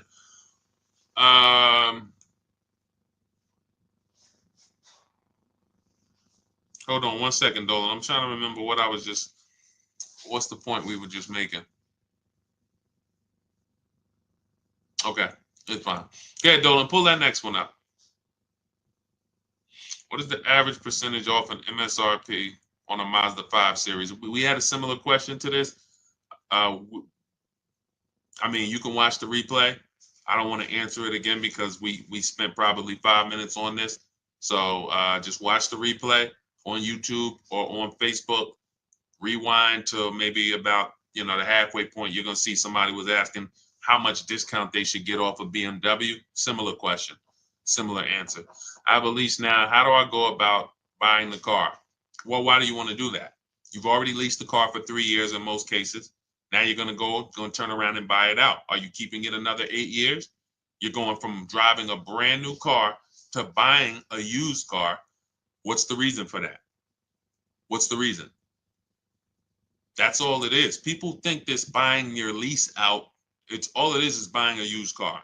So what's the reason that we're going from, and the reason I'm asking this is because the reasons I see are usually bad reasons. Going from a brand new lease to buying a used car, people are usually doing it because they haven't made time to shop. They don't know how to shop.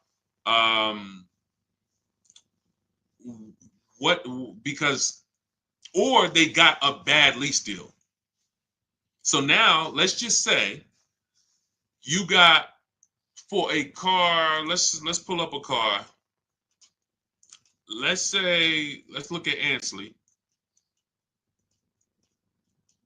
Let's look at Raphael. So Raphael, she got a $46,000 Jeep Grand Cherokee. She's paying $549 a month. No money down. Now, let's just say, for example, instead of her getting this $549 a month, she used our program. She uses our. This is the Cars from. Everything I show is Cars from Home people. So these are people who have unlearned the old way of shopping. They're shopping the new way from home. $549 a month. Let's just say she got a bad lease deal. She didn't know it. She's paying $800 a month. Somebody tells her, hey, listen, why are you leasing? Why don't you just buy it? She's like, well, I'm paying $800. Yeah, I probably should just buy the thing. It makes sense. Because her payment to buy is going to be similar to what she's paying on her lease. So somebody who's offering her a bad lease deal, they might talk her into buying because she's got a bad lease deal. But you're not going to talk Raphael into buying when she's paying $549 a month and she's driving a brand new Jeep Grand Cherokee. She's not buying, because as soon as you say what the payment is going to be if she wants to buy, all right, here, Raphael, I know you've been leasing, paying $549, but now if you buy the vehicle, you could actually pay $900 a month. Look, $45,000 vehicle. We know, some of you know, unless you're new here, every $5,000 is about $100 a month. So a $45,000 vehicle is about a $900 a month payment on a 5-year loan. $900. Now we look and say, all right, well, what if she buys her old one out, she buys a used car, maybe it's going to be like $25,000. Okay, $25,000. That's going to be about a $500 a month payment. Why would she go from paying $549 for a brand new Jeep that she can drive, and if anything breaks, she just takes it to the shop, She doesn't have to worry about anything to driving a used vehicle with no warranty paying the same amount. It doesn't make any sense. To me, it does. I mean, is that what's up, El Napoleon? Welcome to the community. Shout out to the new followers. Does that make any sense? See, it's the payments. People like, yo, Deshone, what is it about this leasing thing, man? You seem to, you really rave about it. First of all, not many people know about it. People have been taught wrong, and it's costing them thousands of dollars. The reason I love leasing is because I get to drive brand new cars for cheap. It's simple. Everything else is something people are adding to this thing. My neighbor, who when he met me about a year ago, his wife had a Kia Telluride. They had bought it. Very nice vehicle during the pandemic, Kia Telluride.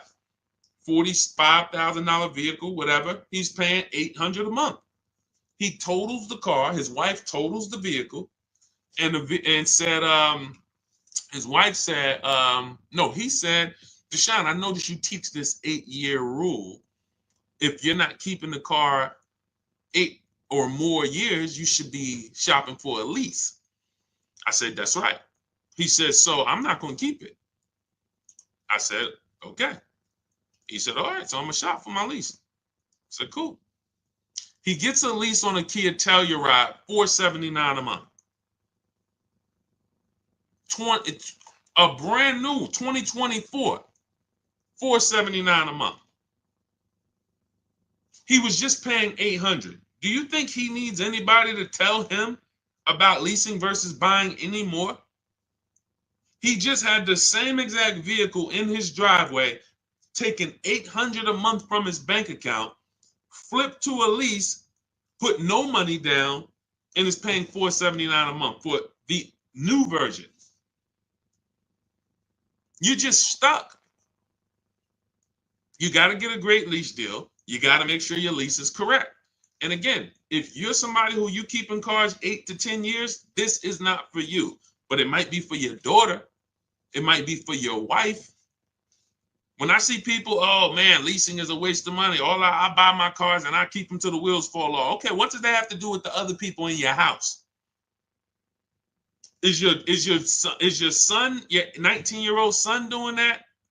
No, he only keep his car. He gonna keep the car for about 4 years while he's in college. And you bought him a used car.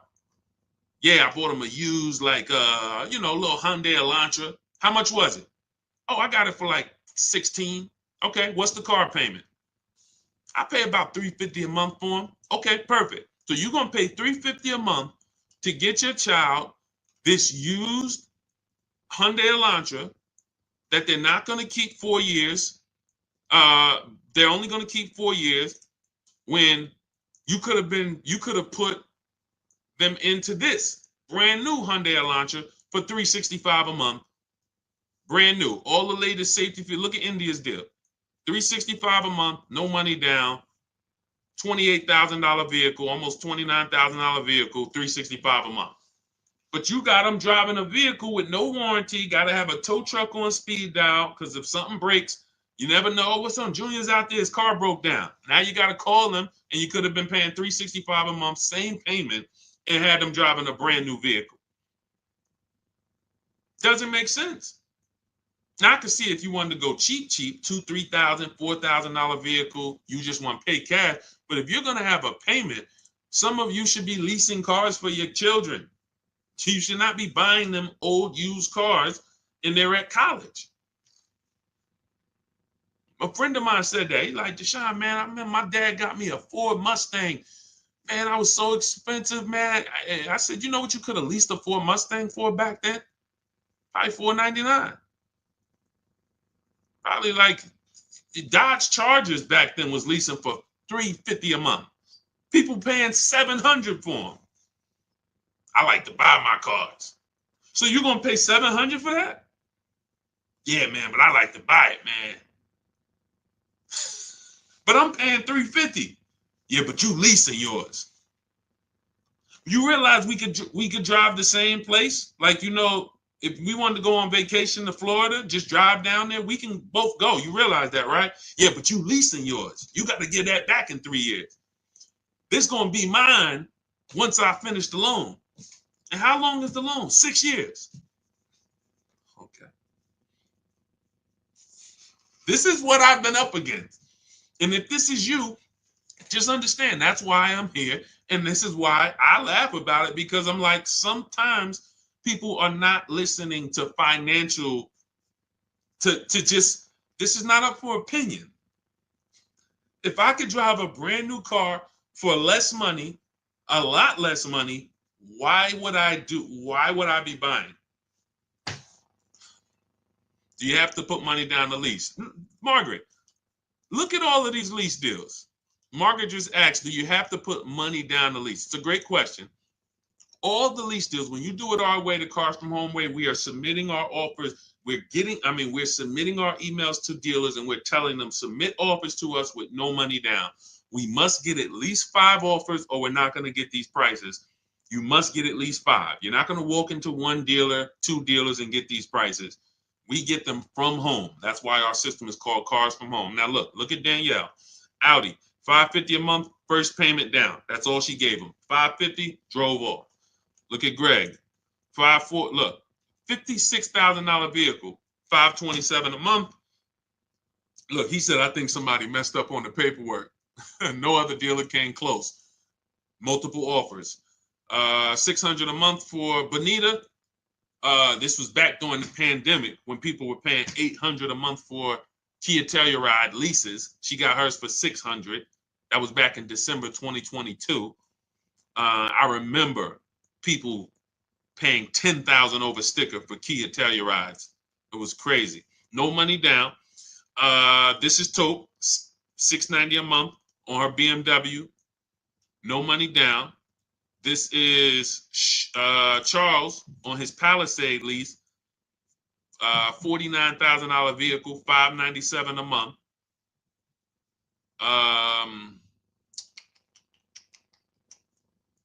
See, all of these offers, look, Zafrina, $579 a month. And remember what I told y'all, 1% is not always the best. She got a 0.88% lease. So don't think, oh, I'm just going to walk in and look, I'm looking to get the 1%. Sometimes, depending on the deal and depending on the lease program, you could be under 1% if you're getting bids. But yeah, everything we do, Margaret, is with no money down. Everything we do. None of the strategies that I teach require money down. I'm teaching you how to shop with no money down, because money down has nothing to do with you getting a good deal or not. That's why it's not necessary. Put that together. Money down has nothing to do with if you're getting a good deal. Some people say, oh man, I got a good deal. I didn't have to put any money down. So if you walked into a dealership and they charge you, you're looking at a $50,000 car, they charge you $60,000. The car's $50,000, they charge you $60,000, $10,000 over. But they say, good news though, you don't have to put any money down. Is that a deal? No, right? That's the point. Money down, independent of the deal, has nothing to do with the deal. The deal is, out of all, I'm shopping for this vehicle. Out of all the dealers in America, did I find the dealer who was going to take the most money off? That's the deal. Nothing to do with anything else. Now, your monthly payment and your budget, that's affordability. That's not a deal. Just because, look, I could go get a good deal on a Mercedes. Doesn't mean I could afford it. I could go get a good deal on a Rolls Royce. Might be $2,000. Somebody could come up to me right now. A Rolls Royce that's normally $5,000 a month. They come up to me and they say, hey, listen, I give it to you for $2,000 a month. I'm in an emergency. It's not in my budget. I can't pay $2,000 a month for a car. It's a great deal. You get what I'm saying? Affordability has nothing to do with the deal. The deal is we found a dealer. He's beating all his competition. He's taking off the most money. Here's his price. That's the deal. It doesn't matter if you could afford it or not. That means nothing. That means nothing. Hopefully you can afford it. Hopefully you're not looking at a car that is outside of your budget.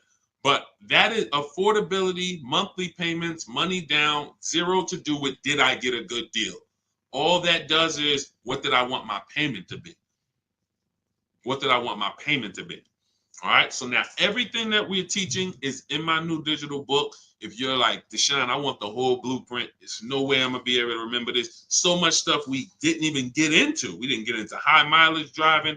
We didn't get into high mileage leases. We didn't get into rebates and used cars. We didn't do any used cars. Talking about how we shop for used cars and how to narrow it down. There are deals everywhere. And there's been deals everywhere. But one thing I can say, for the people who don't know what they're doing, there are no deals. For those, if you're like, man, I feel like there's no deals out here. I feel like everything is overpriced. For you, it is, because you don't have any strategy. You're winging it. And the second most expensive purchase of your life, you're just freestyling it. And you're going to do this multiple times. It's different with a house. Some people only buy one house in their whole life, maybe three. You're getting cars for you, your family, your household. You're doing this several times throughout your life, and you're freestyling it. That's why you're not going to save the big money. That's why you're not going to have the peace of mind, the buyer's remorse. But if you come out of that, unlearn all of that, the way that they programmed you to car shop, start to stay at home, learn how to make dealers bid, how to make banks bid. That's another thing we didn't go into today. We didn't go into loans or making banks bid for our loan. This is all in my book. So if you guys are like, man, you know what? I want the whole blueprint. Give me the step-by-step. That's Cars from Home. 7 steps to saving time, money, and avoiding dealerships. It's a digital book, so it'll be in your inbox in literally 5 minutes, normally $97. But as part of my welcome offer, you can get your copy for $24, which is 75% off, but it's only for 30 minutes. So you got 30 minutes. Go to my TikTok bio, Instagram bio, the YouTube comments or the Facebook comments. Click those links. That's going to activate your 75% off. And you'll have everything I teach. Leasing, below market purchases, new cars, used cars, bad credit strategies, negative equity. Some of you are dealing with negative equity.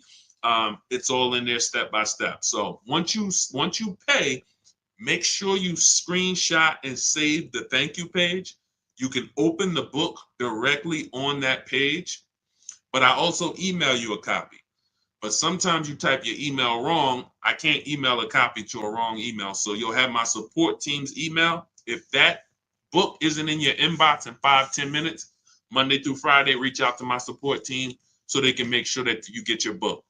For those of you who want to work directly with me, if you qualify, click those same links and you can see, instead of reading, you might want a video experience and you might want to work with me on Zoom calls. We do 2 Zoom calls a month.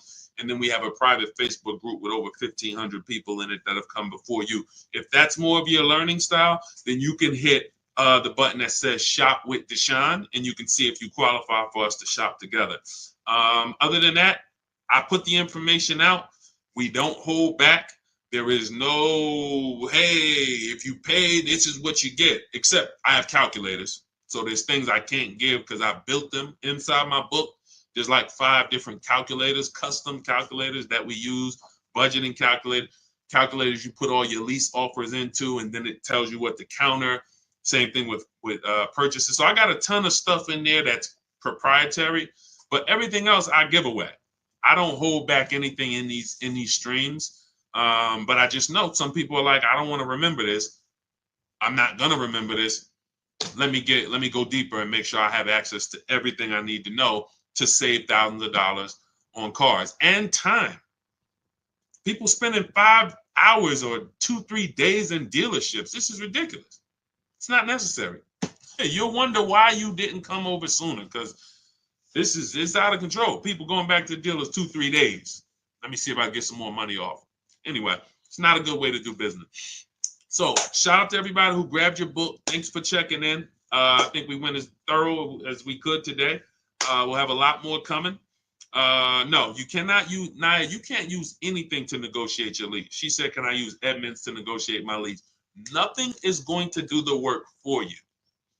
Unless you're hiring a team who is going to go do the work and watch this, show you the work.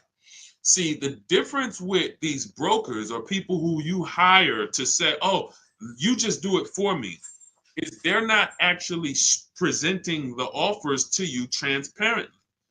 If you shopped for me, then show me what each person said. Because oftentimes what's happening is you are just so scared, you just pay somebody or you let them control your entire transaction. Now they control who you're going to sell your old car to. They got your trade, they got your loan, they know who you're going to buy a car. They're controlling all of this. I know a lot of brokers here in the Northeast area, and they make a lot of money because they're treated as dealers. So if when I was a broker, if we did a deal, if the deal made $2,000, then we split it. My company got 1,000, the dealership kept 1,000. So they're brokers that are making 3, 4, 5 grand per transaction because they have your trust. So they're just going to tell you, okay, the best deal is up here at this dealer is $579 a month. Okay, sounds good. All right, I'm going to send you the credit app. That's not somebody shopping for you. That's somebody putting a deal together for you that made them money. You got a car. You cannot listen, we teach people to fish. If you're not seeing the market, nobody shopped for you. If you're not seeing the market, hey, here are all the blue Honda Accords within 100 miles. Here's how we narrowed it down to the top 5. This is the best choices. These have clean title histories. They have great service records, no accidents. These are the things. This is a market. This is how you make a $30,000 decision, a $50,000 decision. So no, I'm not. There's nothing out there that exists where you just say you do it. I mean, we have a shop for you system. I don't promote it because we're only doing it for a couple people. But I would rather you learn to fish because it's not hard. I'm not teaching you to go into dealerships and negotiate with them and remember a bunch of stuff and do battle. I'm teaching you how to stay at home and use a computer. Only people who shouldn't be working with us and still should be out there suffering is people who can't use a computer. God bless you. I can't do anything for you. Can't do anything for you. We created a service where we can eventually scale and shop for you. That's one. But as far as teaching you, you can't use a computer. I can't help you. But 20-year-olds, 30-year-olds, 40-year-olds, 50-year-olds, 60-year-olds who are good with a computer, who can send emails, there's nothing stopping you. Well, you're putting yourself through that whole ordeal to go shop the old way and go do battle and lose a bunch of money, leave the dealership feeling with your head down. For what? For what? It's not necessary. It's not necessary. This is a very simple process. I show all these people for a reason. So you can see it's women here, it's men, it's young women, it's older women, it's single moms, it's introverts. We got it all. We got it all. The difference is these people made a decision that they were going to learn the cars from home way. They were going to start enjoying their car shopping, and they were going to unlearn what the car business had programmed them to do. Car business loves the fact you're going to keep shopping the same way. Keep coming into the dealership, hoping, asking us to take off some money. Come on, take off some money. Keep doing that. Don't change anything. Don't change anything. We make a bunch of money when y'all keep doing this. But you want to help, you want to stop people from making money on you? Stop going into dealerships. Test drive, come home. I'm here for a test drive. Thank you. Can I have your card? I'll call you if I'm interested. You come home, you get your bids from home, you have a great experience. You save a bunch of money. You don't spend more than 30 minutes in a dealership. Best thing in the world. Okay, so it's all in my digital book. You'll have the blueprint, Cars from Home, 7 steps to saving time, money, and avoiding dealerships. Normally $97, but get your copy for 75% off. If you're there before 30 minutes, TikTok bio, my Instagram bio, the YouTube comments, the Facebook comments, click those links. That'll activate it, and then you'll have the book in your inbox because it's a digital book. So you can be using it today for your shopping, and it only take you a couple days to get your deal. Okay, we don't play around. You don't need 8 hours. This isn't a college course. Okay, it doesn't take that long to buy cars.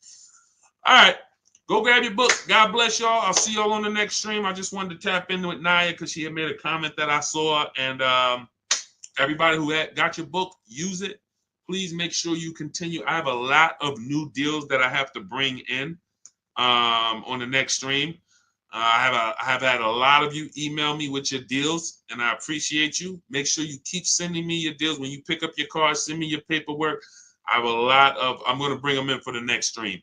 A lot of you have been sending me your deals, so I appreciate it. Continue to celebrate yourself because, you know, it's something great about getting a new car, but it feels even better when you're confident with the numbers. It feels even better. You notice people always tell you when they got a new car, they don't talk numbers, though. People pull up, hey, I got my new car. They never talk about numbers, never talk about the deal because secretly they're ashamed of it. When you see all of these people I share, the first thing we're talking about, even before we pick up the car, is the deal. Look, wanted to share my experience, purchased my car 2 days after watching the videos. We have videos in that book too. I link you to videos as well. The first day I sent out the template, received about 7 different offers. On day 2, I emailed. The dealer MSRP was $36,365 on a 2025 Kia. In closing, MSRP with discounts and rebates down to $32,680. So he saved $4,000 off. Monthly payments $400. No money down. It's a 1.1% lease. $400 a month, $36,000 MSRP in minutes from home. You think we have to tell him not to go into dealers anymore? You think any of these people, see, I don't worry about the people who've been changed. They're never going back again. I think it's somebody who said, I will never buy another car any other way again. Was it Teddy? I think it was Teddy. Look. This post is a bit wordy, but I'm too pumped. I will never, I repeat, never lease another vehicle any other way but from home. Once these people do this once, they're never going back there again. Like, what? So we want you to unlearn that, step out of that world, come into our world where you're empowered, making deals, saving all the money, no buyer's remorse, eliminating anxiety, enjoying your car purchases. It's not too much to ask. That's what we do over here. So go grab your book. I'll see y'all on the next stream. God bless you.